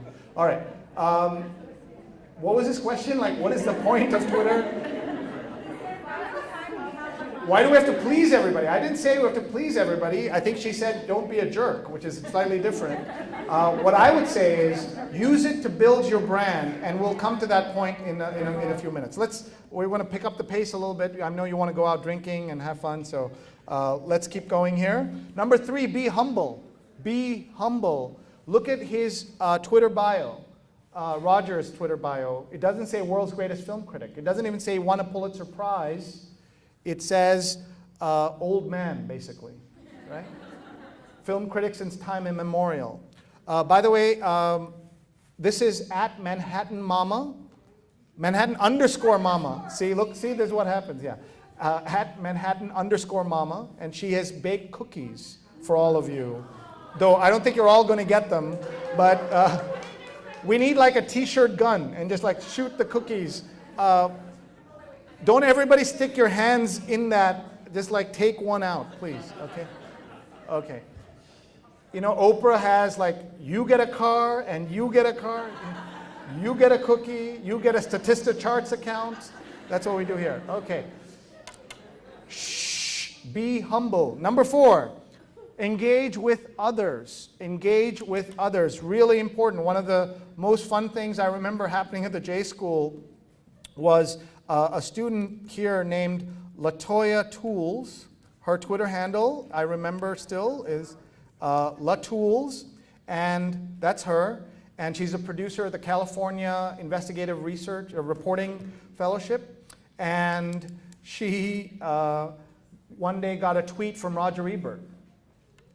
She tweeted something he liked, and he tweeted it out, and it was kind of fun. So he would engage with other people. A lot of people think Twitter is just talking out. It's also engaging and connecting with people. So that's why it's important. And yes? So like you said, engage with others. How do you then discriminate between, say, suppose I'm a journalist, I'm covering sports, I'm tweeting only about my job, but then someone wants to talk to me about something else, and he's a follower of me. How do I discriminate between when to stop tweeting back to people? Well, you can have that personality. You have the freedom to kind of mix it up a little bit. I'm not saying you only do one kind, but I want to ruin the way you think about social media. I want to change it so that you think before you just randomly start responding and kind of filling up your tweets with things that are not useful. That's what I'm talking about. So it's very subtle and it's not obvious. Number 5 is social media has changed the role of expertise. And this is very important for journalists to think about. So I love Roger Ebert, but when my wife and I have a rare date night, we don't ask him or read his movie reviews to decide what movie to see. What do? We ask on Facebook, right? Our friends tell us, including these 2 friends right here, Emily and Unmesh, who tell us what to see. When my twins and I are out and we're really hungry, we don't go looking for Ruth Reichel's reviews to read about where to eat. Where do we go? Yelp, right?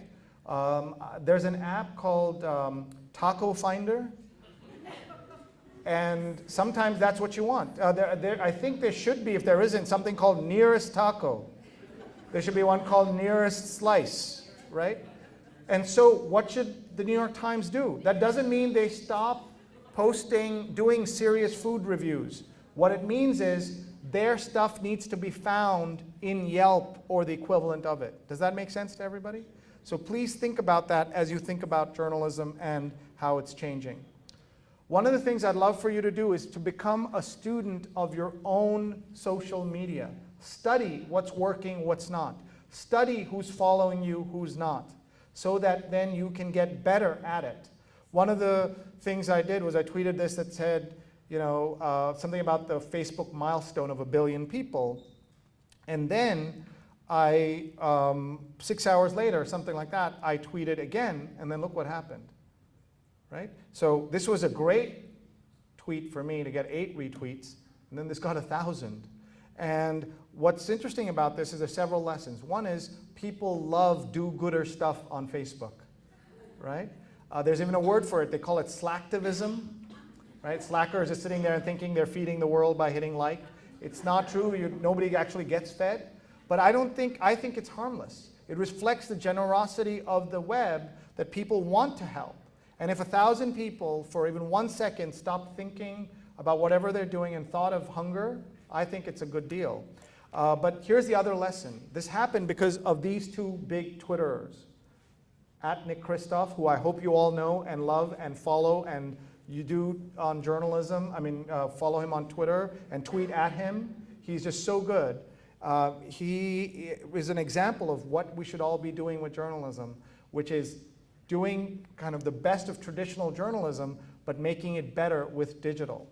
And he earned his right to go out and criticize governments, which he does beautifully. He's been kicked out of more countries than I've been to, probably. But he's earned that right, and that's what I wish for all of you.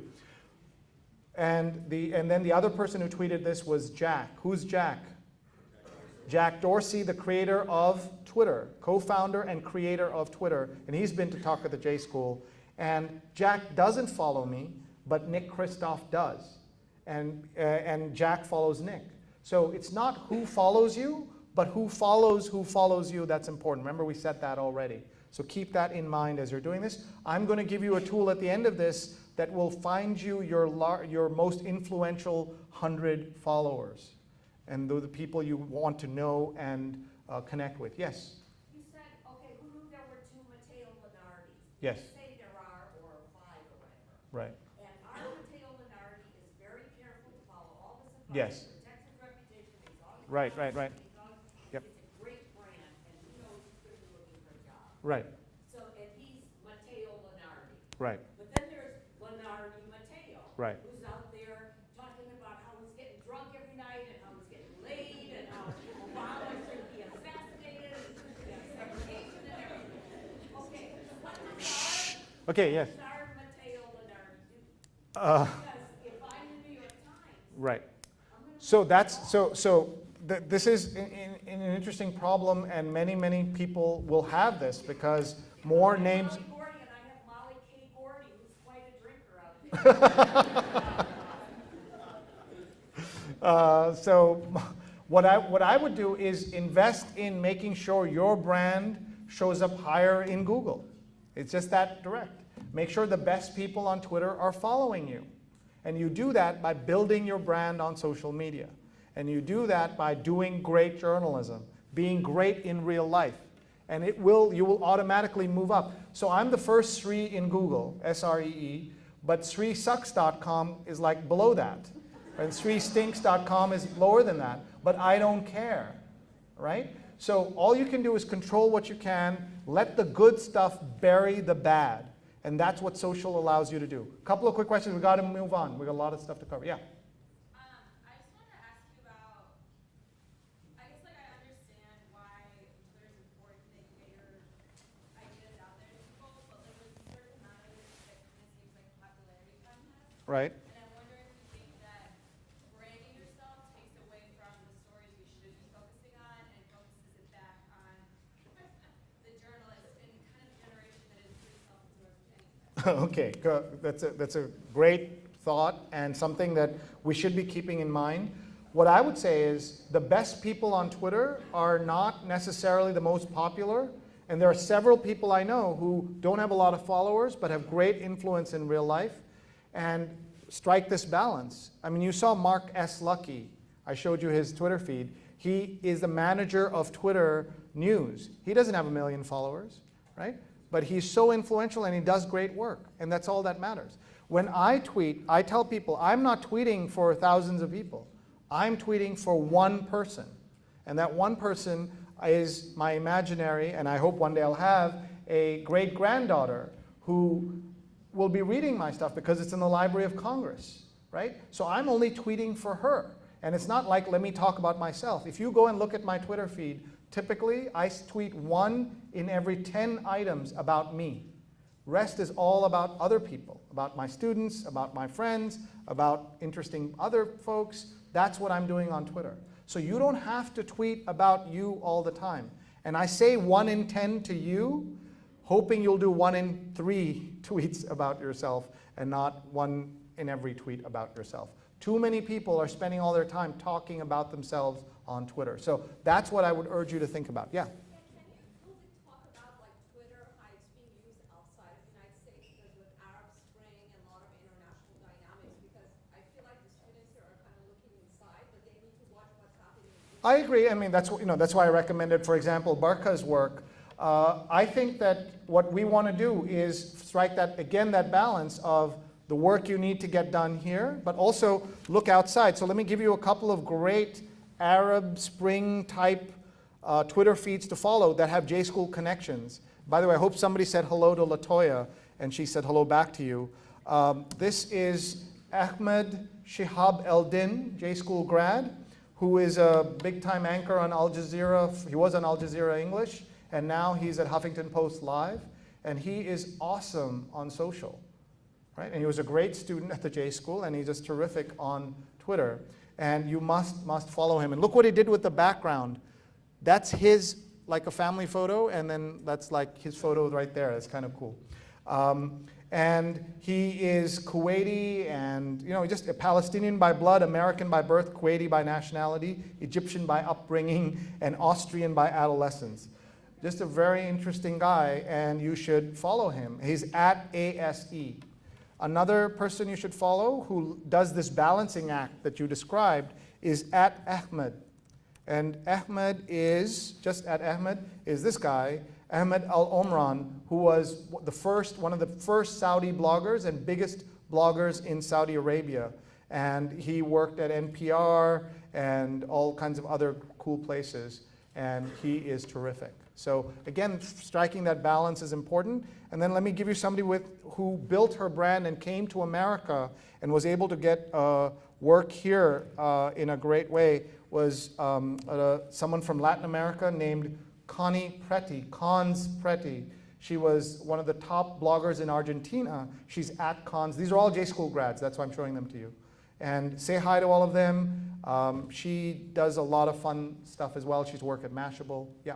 You're telling us to follow all these people, but does it matter you're following the follower ratio? I've heard people talk about that. Oh yeah, sure. I believe that you absolutely shouldn't be just following everybody who follows you. There's this game that people play, I'll raise your, it's back scratching is a waste of time. I wouldn't do it. The ratio, I wouldn't worry about it, especially if you're in the early days of Twitter. You should be following, everyone should be following more people than they are following right now. There are 1,000 great people you're missing, or at least 100 great people you're missing, so start following more people. Once you become, you get control, you get known, then the ratio will change. But until then, it'll be like this for a long time, and it's fine. And then unfollow people. When they're boring, they waste your time, unfollow them. I'm going to keep going because I know people need to get out of here. So I want to show you, I want to go to a couple of points that you want to think about as a journalist. The first is these 4 things for social media and your life and your work. Help you find new trends, sources, and ideas. Number 2, connect with readers and viewers in newer, deeper ways. Bring eyeballs, traffic, and attention to your work, and create, craft, and enhance your brands. Every journalist should have all 4 things in their toolkit. If you don't, you've not used social media properly. And you need to keep working on these 4 things. And when you have it, you've succeeded. I have not reached this yet. Almost no one I know has reached this yet. And you've got to keep thinking about this. Does this list make sense to everybody? So again, just take a picture of it, and then it'll help you think about this. Go back? Okay. By the way, if you want to stand up and walk around and take pictures, you're welcome to do that as well. You don't have to just sit there and take pictures. You can walk around. Look at learn from Linda. She has seen this presentation 110 times, and she's still standing up, taking pictures, walking around. All of you should be doing that. Yeah, she's doing it for all of you. Because if you follow her, you'll see all the tweets that she's been doing. And you just retweet her. You just sit there and just retweet her stuff. Next is this photograph. No dogs were actually harmed in the production of this class. This is from a famous Kurt Anderson National Lampoon cover. I don't know if Kurt Anderson, I'll take that back. I don't know if Kurt Anderson was there, but National Lampoon had a cover which said, buy this magazine or we'll shoot this dog, right? And the reason I show you this is that too many journalists are like this, begging people all day to share, to post, to buy, all day long. It's awful, right? So if your work is really good, it will be shared. So you don't need to beg people to share your work if you really know what you're doing. Does that make sense to everybody? Yes? Okay.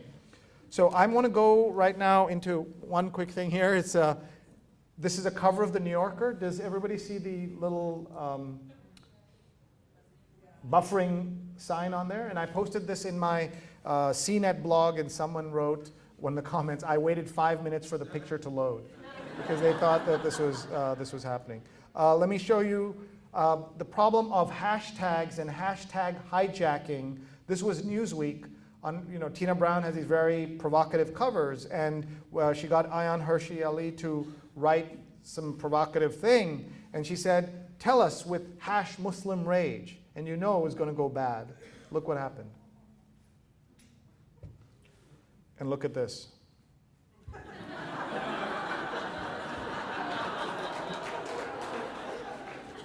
Right? It's awesome, right? It's just great. And by the way, Eid Mubarak to anyone who's Muslim in the room and watching on Bambuser. But this is the problem with hashtags. When you get too smart, you're going to get burned, right? So hashtags are important, and they're going to become more important because Facebook has now hashtags as well. My tip for hashtags, the shortest possible unique hashtag you can find. We joined Twitter, the J School joined Twitter because a student dragged us kicking and screaming onto it, a student named Franz Strasser from Germany. Franz was the reason I'm on Twitter and the reason I use it so much. And he was a class valedictorian and the best Twitter user in the class. And you can see, look, he gives his telephone number, all of this. German student works for the BBC in Washington. And he's fantastic. But what he did was he created the hashtag CJ09.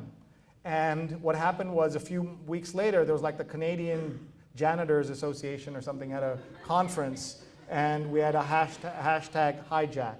So that's why your hashtags are CUJ14 or whatever. So that's one of the things that, that you have to think about with the hashtags. Yes. Hey, Andrew Seaman, how are you?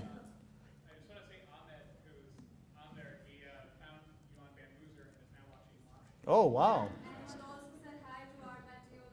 He said hello to Matteo. Oh, wow, that's pretty cool. Let's say hi to, so Andrews, what's, and that's right, I forgot, I'm sorry. Oh yeah, so Molly Gordy, here's your answer to your question. This is not the gentleman behind you.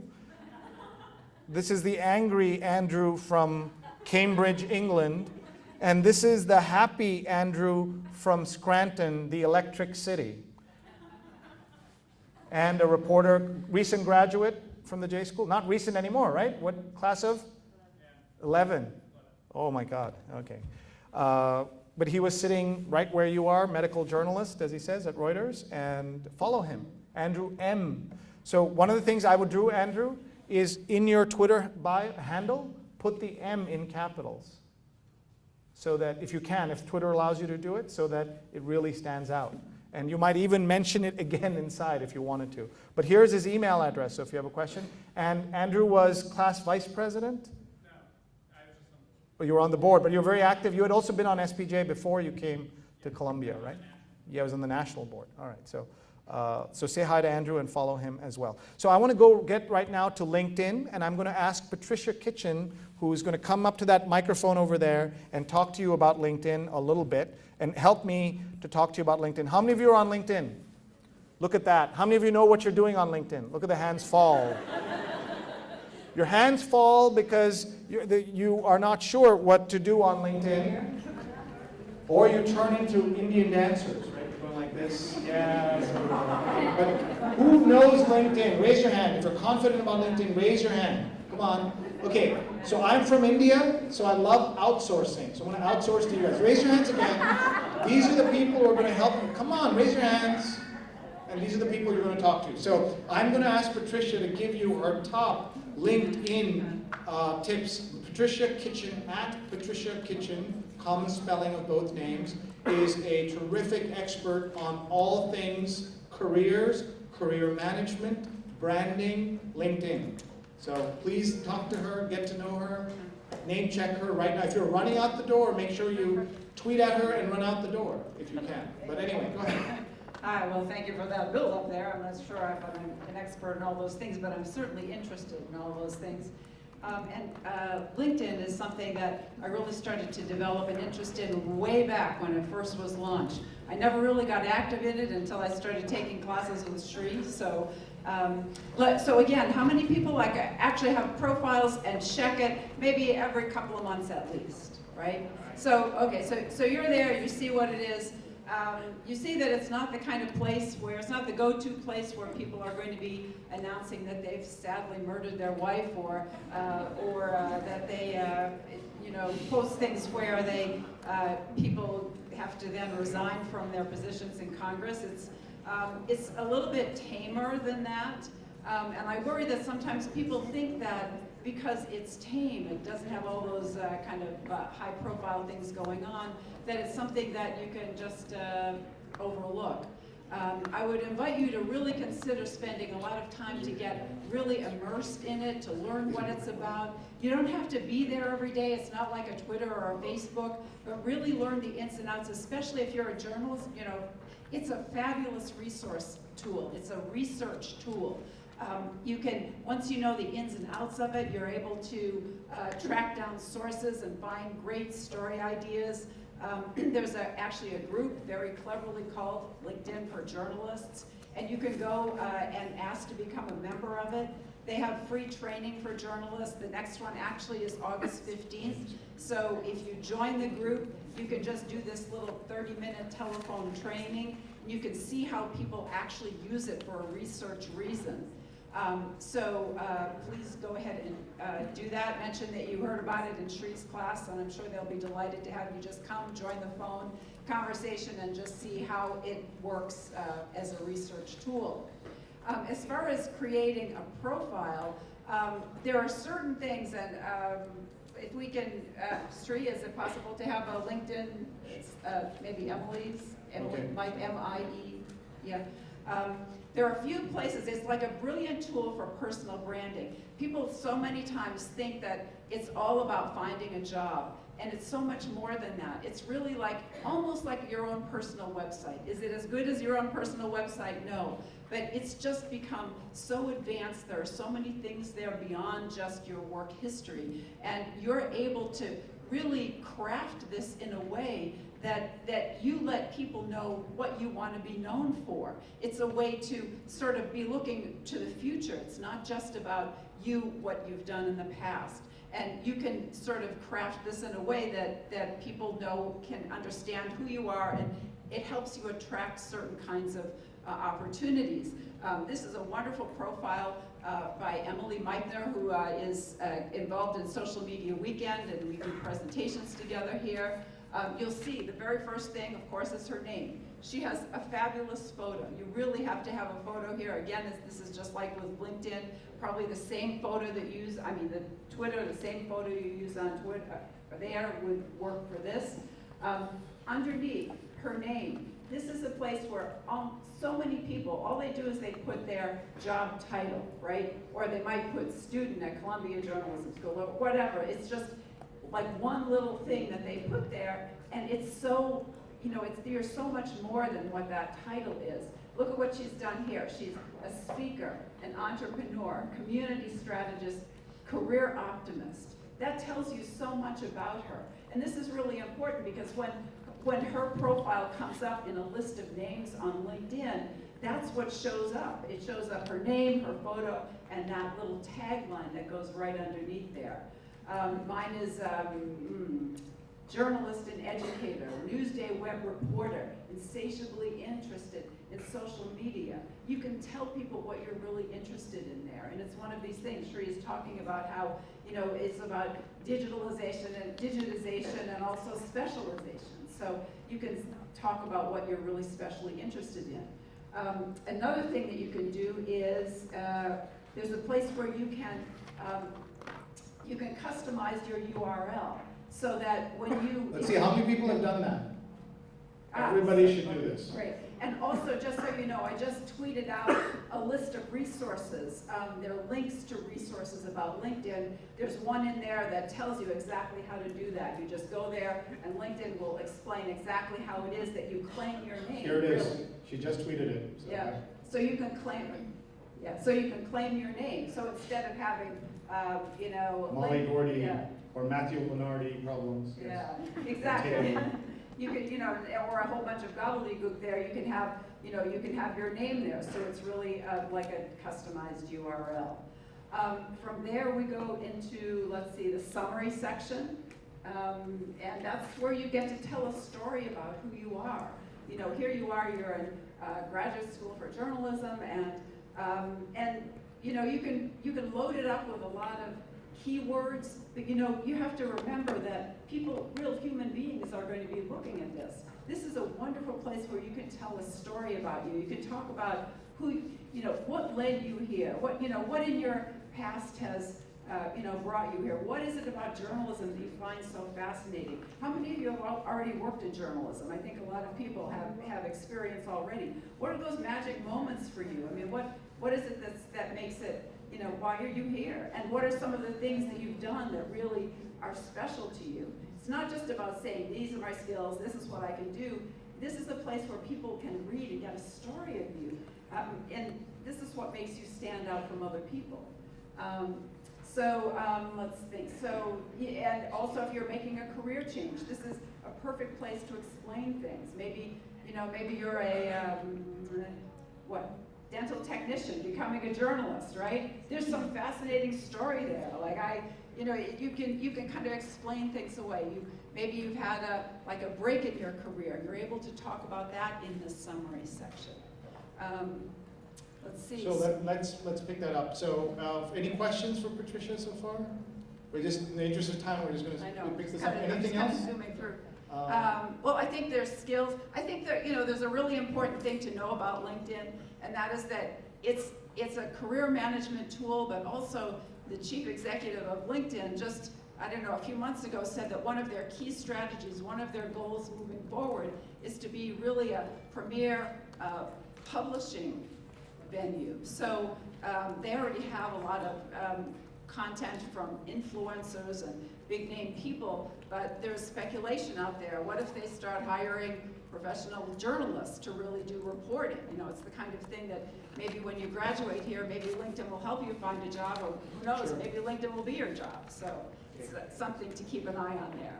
So a couple of quick things. How many of you have connected with me already on LinkedIn? Right? All of you should do that, not because you want to connect with me, because you want to connect with my network. My tips on connecting with the network is I accept anyone I already know, anyone I should know, and anyone I'd like to know. And you might say, wait, but who's left? But the main thing is that people have this idea that you shouldn't connect with people you don't know. That makes no sense. If you walked up to me and if I went, hey, I don't know who you are, stay away, stay away. Right? We have so much in common. We just wasted 3 hours together, right? You're better than J School. You're interested in many of the things I am. We can find connections, so that's what we should do. But one thing, please, please, please write out a message about how I know you. Not for me, but to practice. It doesn't have to be an essay, it can be just one word. J School, right? Or something like that. Look at this, my dentist has asked to connect with me, right? That's great, I'm so excited. Now I have another way to connect with him when I need him. But before you need him, right? Connect with him before you need him. Like some of these people, you have no idea why they want to connect with you, but others you do, and that's fine. Look, systems administrator at the New York Times, so of course I want to accept him, right? So there you go. Like that, you can just... I just did. Professor David Clytel, right? So like that. But then look at some folks who don't have photographs, please put a photograph of yourself. Liz, I know you need to run. Any LinkedIn tips from you? Well, what Patricia said, I see so many people. Why don't you come up? You're on your way out anyway, so. Yeah. Oh my goodness. So, I think that the summary is very important, and that a lot of people overlook the summary. And just remember that at LinkedIn, this is really a place to put your best foot forward, and there's no easier place to do that in the summary. You can talk a little bit about your passion, about how you got into this, about how you got into journalism, you know, a little bit of background. Some of you are career changers, so in the summary is a great place to explain that you're in transition, or why you made the transition, or what your objective is. So that to me is really a place there. And you know, you might say, oh, and don't make your summary too long, or people won't read it. You might think, oh, people just glance over the summary, but I don't think that's necessarily true. I think that if they're looking through, and if you have a lot of diverse experience, or perhaps if you don't have much experience, that then their eye really will go to the summary to help them make sense and let you present yourself that way. And one of the great lines Patricia has is that you are better than your current title. So whatever your title is, you're better than that. So think about that aspirational stuff in there as well. And I know Liz needs to leave. Let's thank Liz for coming out, spending time with us. All of you travel writers, remember to guys follow Liz. She's just great on social, so do follow her. A couple of, go ahead. No, I just want to say, and thanks for having us. Okay, yeah. And next time I see you, I'll be so here's one thing I found that you might find amusing. The 1992 recommendation that got me to Columbia J School is I found it and saved it, and here it is. And you can barely see it, but it's there, right? So think about, like, and I use Scribd. Anybody here use Scribd? Scribd is the YouTube of documents. So you can do that. One last thing from about LinkedIn that I want to say is recommendations are incredibly important, right? Get them when you don't need them. As opposed to endorsements. Yes, and so I'm going to say recommendations, however, are confusing, problematic, and misunderstood. So what did LinkedIn do? They went out and added endorsements, which are totally useless and a waste of time, right? The other day I got endorsed for my touch typing, which was, was one of the pivotal moments of my life when that happened. So please, please, please look through this and practice and look at what people say and just make this sing. Make your LinkedIn profile sing when you don't need it, so it's there when you need it. It's too late to figure out LinkedIn when your company has layoffs. It's too late to figure it out in March or January. Figure it out now. One of the things I tell people is that if you go when you're desperate on on LinkedIn, nobody will want to hire you. Desperation does not work on LinkedIn and doesn't work on Match.com and JDate and eHarmony and all of those things. So please think about that as well. Patricia, anything else? I just think I want to point out the skills section. You know, people are endorsing you for skills. You want to make sure you put a lot of thought into what skills you put up there. There's a special place there where you can go and research skills. And, you know, many of us here are word people, many are video people, but if you want to really play around with the language that you put there in that list of skills and kind of figure out which are the, the most appropriate ones and the ones you really care about. And don't put a lot of skills down there that you really don't want to be using anymore. Right. This is all about building your brand, and you can do that very well. So please connect with me, and I'm sure I'll see all of you there on LinkedIn. Let's thank Patricia for her tips as well.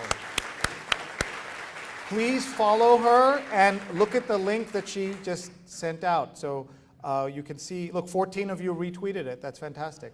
More of you should do that as well. So I have another 5 minutes of things. Can you all stay? Okay. Who's hungry? Yeah, me too. All right. I thought I'd go and try to get some of the food in the back, but it was scary the way you were all going there. Ed Koch, the mayor, the former mayor of New York, had this great line. You've heard, feed them and they will come. He had a different line for the press. Feed them or they will eat you.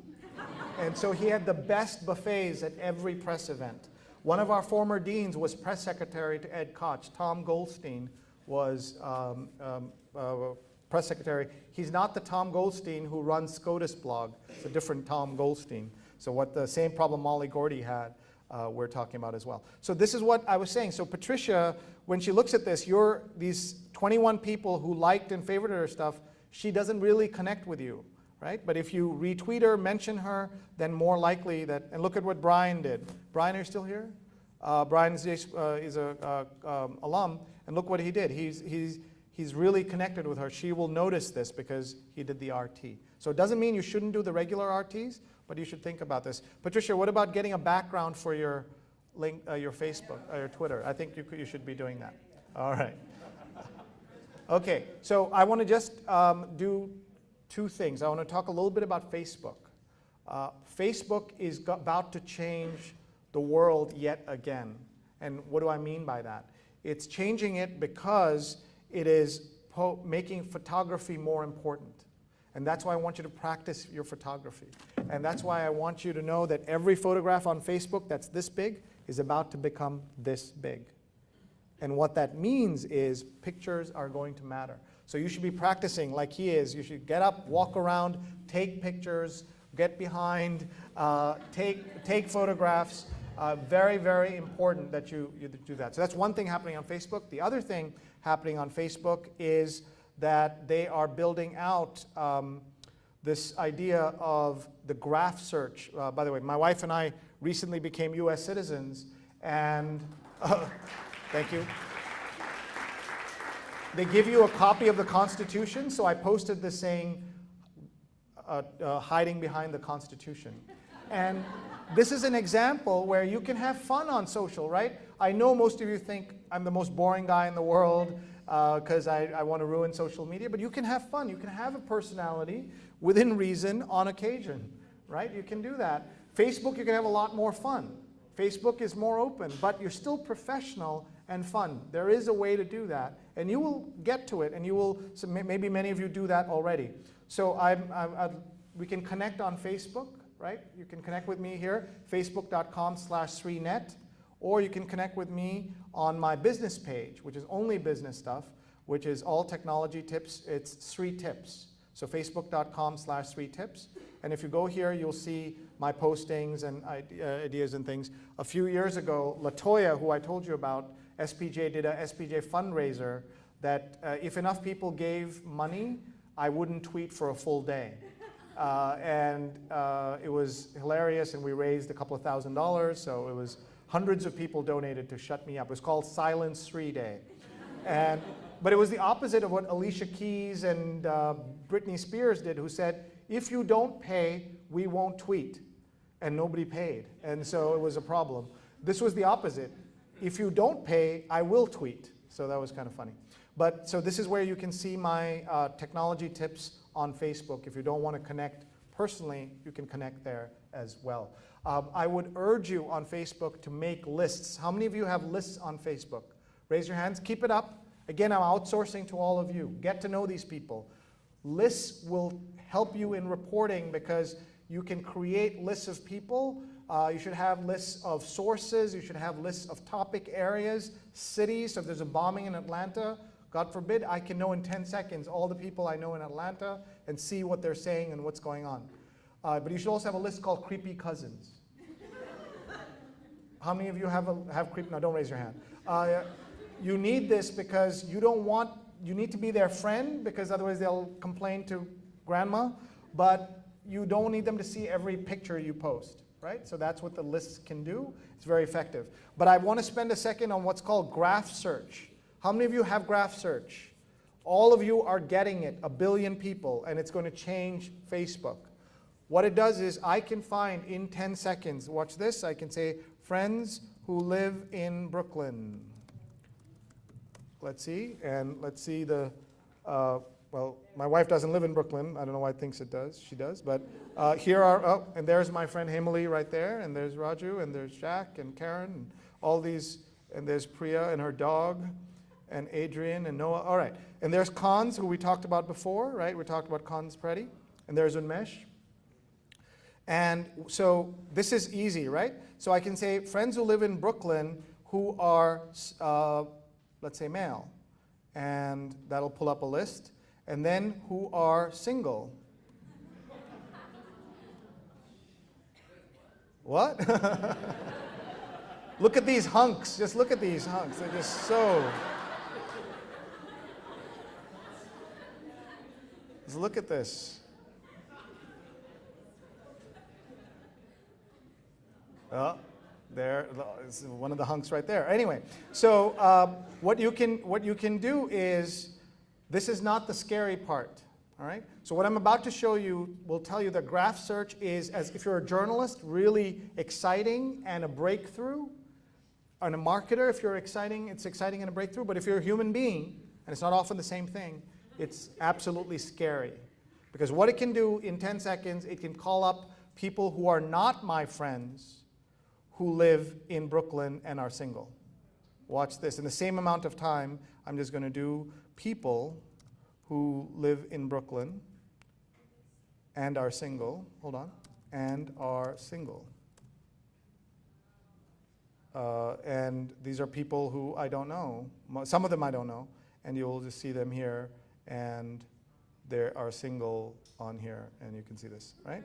Yes, question. A lot of questions. Yes, please go ahead. What if your privacy settings are set on high? So here are not my friends. So hold on one second. Look at, again, so many good-looking people in Brooklyn. Yeah. All right. So.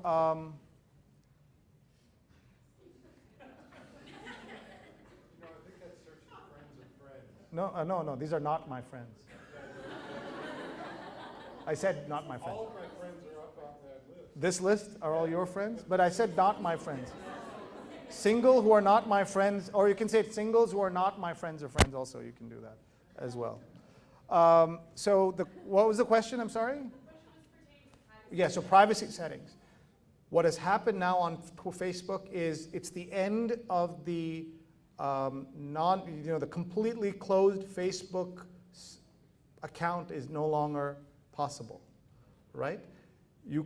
The fact that you're on Facebook will now be known. The rest of it you can control. You can really go into your privacy settings and control all kinds of stuff.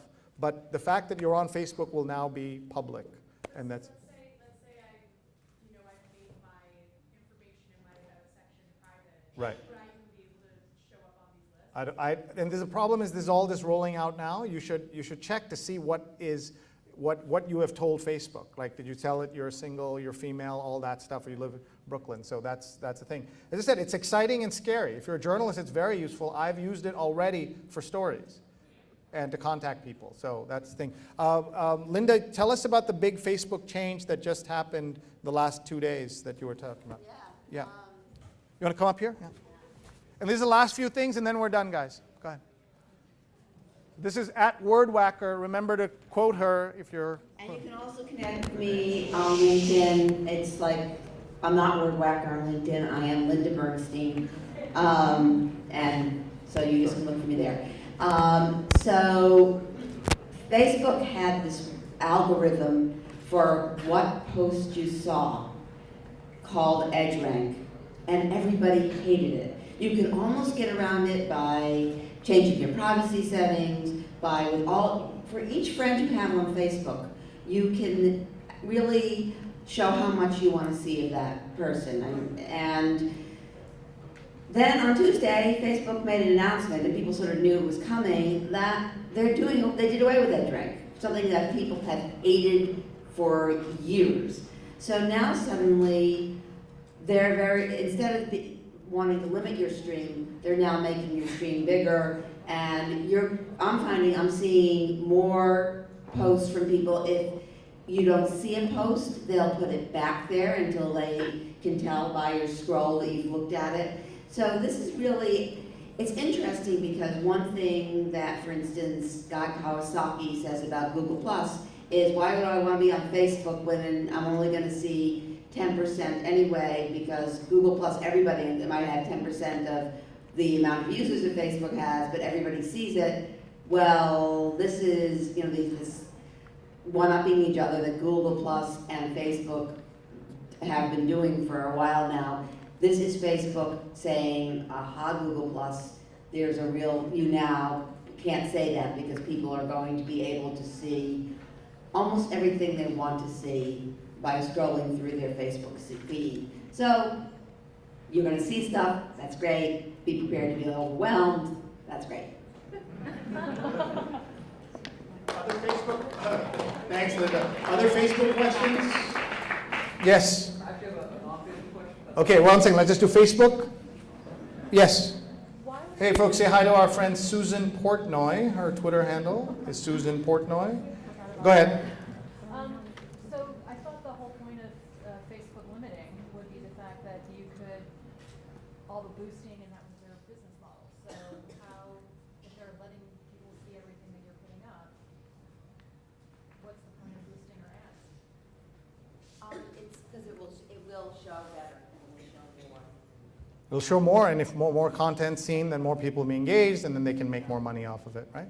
By the way, Susan is someone many of you want to connect with. She's a photographer. She does amazing travel stuff, and she used to work at Condé Nast. So, and that's like the scary thing to mention in this room because they'll all go crazy. So connect with her and get to know her. All right, so just the last couple of things I want to show you. So in my presentation slide, we're obviously going well past everything. So we'll just look at it, go, whoa, this is your life. Going really fast. Okay, so some of the tools that I use, and I love Instagram. It's not that new, obviously. It's a newish tool. A recommendation for it, check out StatisticAam. Anybody using StatisticAam here? Several of you, great. StatisticAam gives you statistics about your Instagram.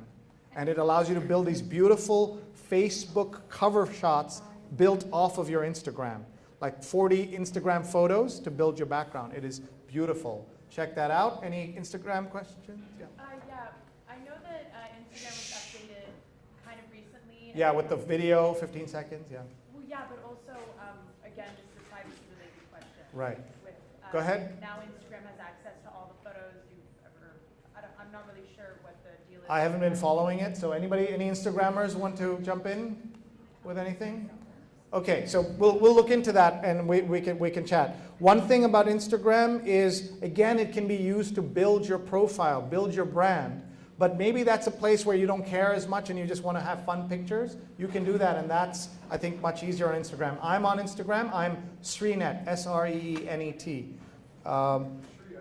Yes, at Crockmall. I'm just looking at your profile, and I saw that it's going to need, is there an app that changes all your profiles? Oh, your bios, right? Yeah, that's a problem. There is an app that helps you do it from one page multiple times, but I'll show you that in a minute. So this is Instagram. Anybody here using Tout? Tout does 15-second videos better than Instagram, and I like it. SoundCloud, I recommend. Many journalists should be using it. It's the audio of YouTube of audio. And then how many of you are on Rebel Mouse? All of you should create a Rebel Mouse account. What it does, it brings your Twitter and Facebook, Instagram into this beautifully designed website. Is there somebody named Alfred here? Yeah, Alfred, you asked me a question about Rebel Mouse, right? So he suggested why I recommended Visify as your class homework. How many of you did your homework? Very few of you, right? You didn't see my tweet. Alfred did, but so I do recommend Rebel Mouse as your site for bringing together all your feeds. Visify is something else. I'll show you that in a second. But this is really good. Please check it out. You will want to build a Rebel Mouse site. And then here are some tips on Pinterest. And you see there's the URL. Write down that URL so you can read my tips. But remove the letter T, and you'll get tips from someone else named New York Bob.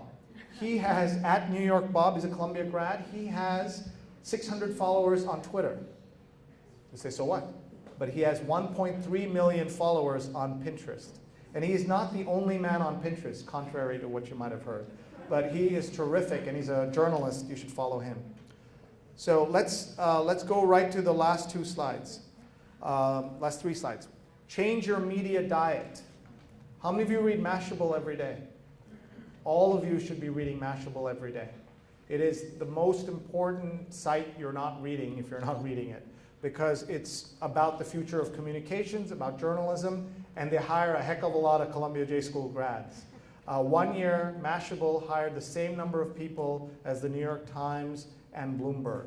And in fact, one of our students, Vadim Lavrusik, at Lavrusik, Lavrusik, turned down a job at the New York Times to work at Mashable. And then Facebook, when he wanted to hire the first journalist, they hired him, class of 2010, at Lavrusik, Lavrusik. Please follow him on Twitter and connect with him on Facebook. He gives the best Facebook tips because he's in charge of journalism at Facebook, and in class of 10. So please follow him and connect with him and say hello from me. And Read, Write, Lifehacker, all of these are things you should be reading. But now how do you do all this and keep your day job and keep your relationship and graduate from Columbia? This is where sustainable social media comes in. How many of you use Hootsuite? Nice. And how many use TweetDeck? Okay, it's about half and half. All right. I prefer Hootsuite because it was more natively on the cloud than TweetDeck was. And also TweetDeck has stopped supporting mobile, I heard. Does anybody know about that? So any product, even if it's owned by Twitter, that stops supporting mobile is not for me. Why do they do that?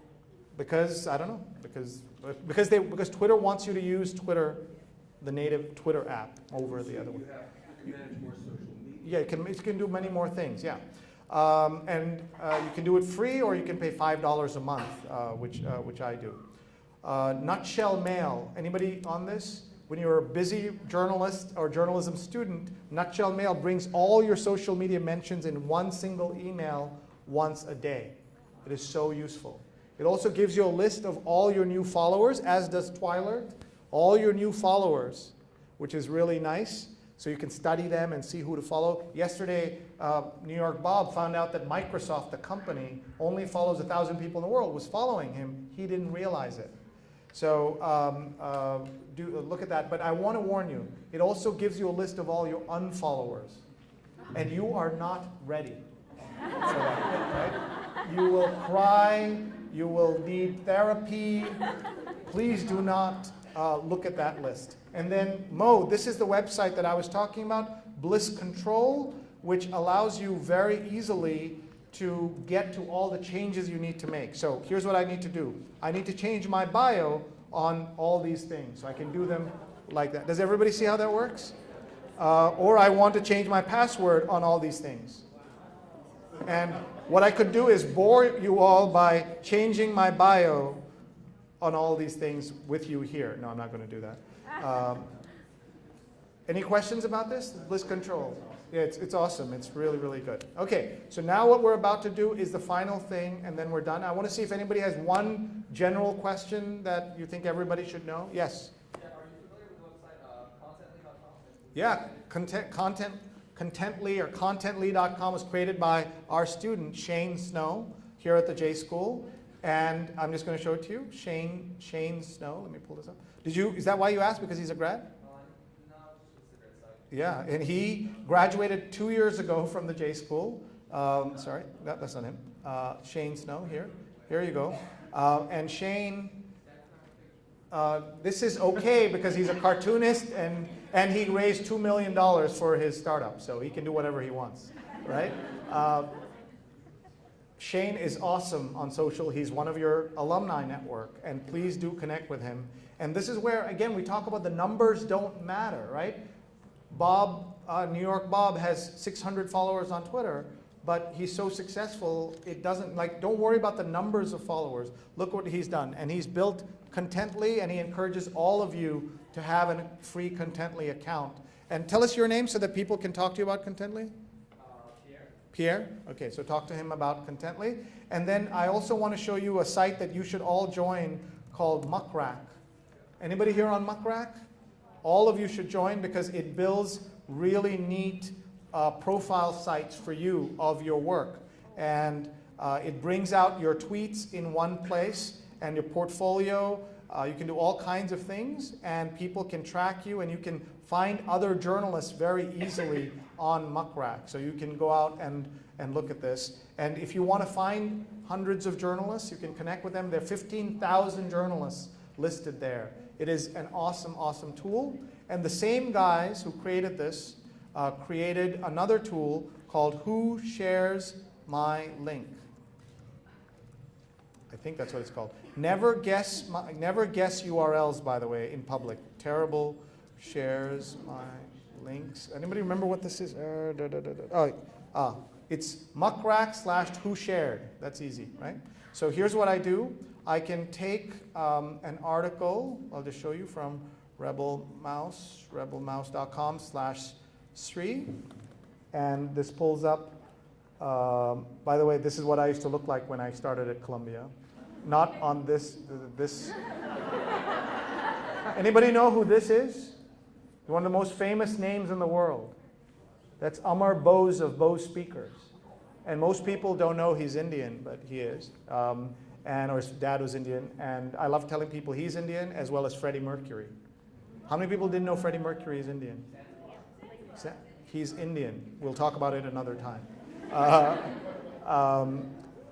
He is Parsi from Bombay, but he was born in Zanzibar, you're right.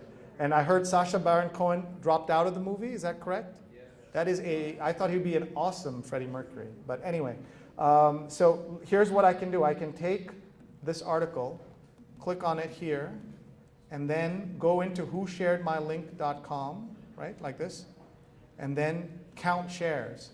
And it will tell you, I hope, it says 4 journalists shared it, 57 people shared the story. Does everyone see how that works? It is really, really useful. So we are up now to the last slide. The last slide is about the social media success formula. And what it's going to do is give you a chance to share and learn this formula. So this is what you want to pull out your camera for, especially the 90% of you who haven't pulled out your camera at all. I've learned, by the way, that people will not do things that are, even if they're good for them. Right? I just went into my LinkedIn. I got 30 requests for LinkedIn from all of you. There are like 150 people in the room. It just shows how hard it is to get people to do stuff. Right? So here we are. Are you ready? Pull out your cameras. We're going to do this formula, but we're going to participate.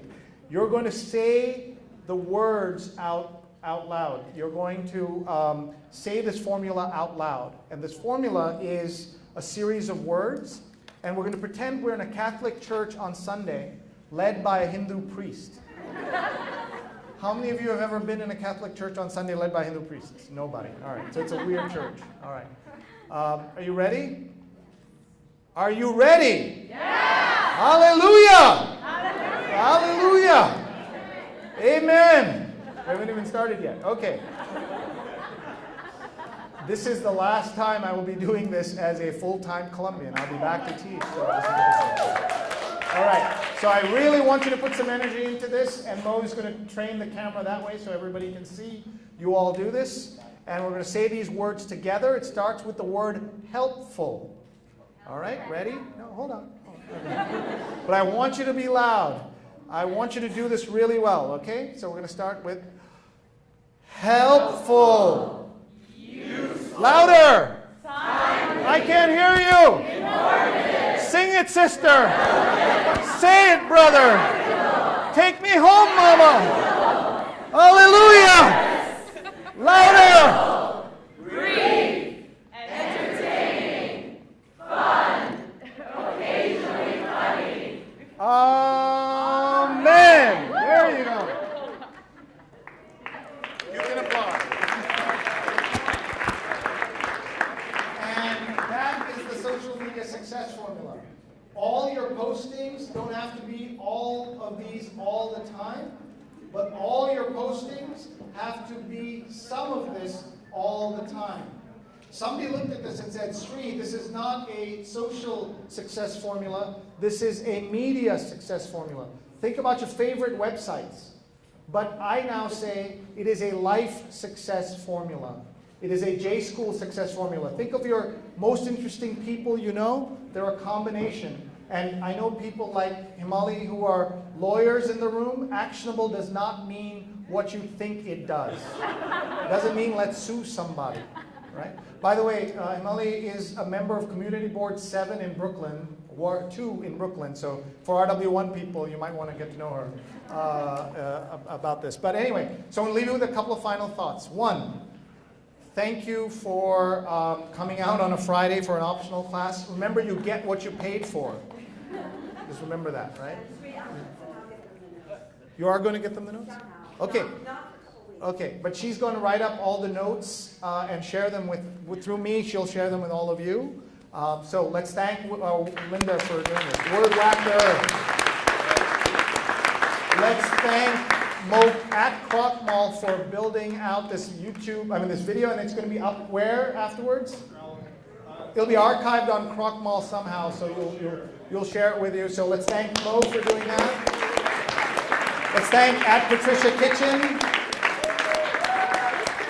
Now, a couple of final thoughts. Number one is be skeptical, right? That's a good trip for life and for J School. Just because I said all this stuff doesn't mean you have to do all this stuff. Pick the things that make sense to you. Think of the guy who had 600 followers on Twitter and 1 million on Pinterest.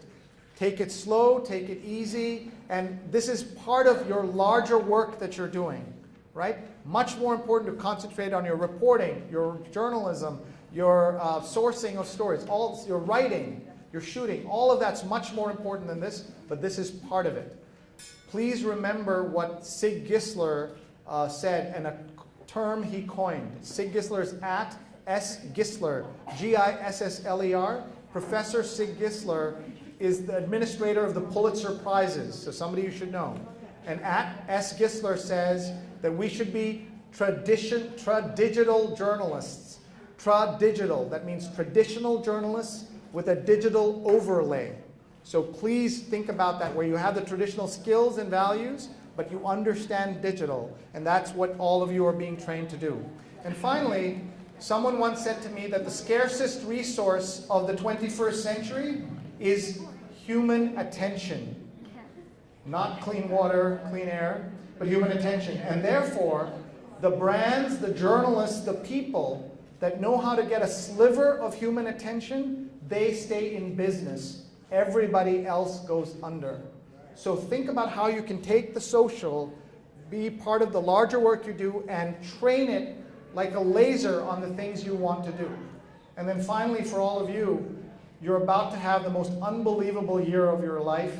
I have lived here for 21 years and seen my friends and students go out and do amazing things, run newspapers, raise millions of dollars, give thousands of people jobs themselves.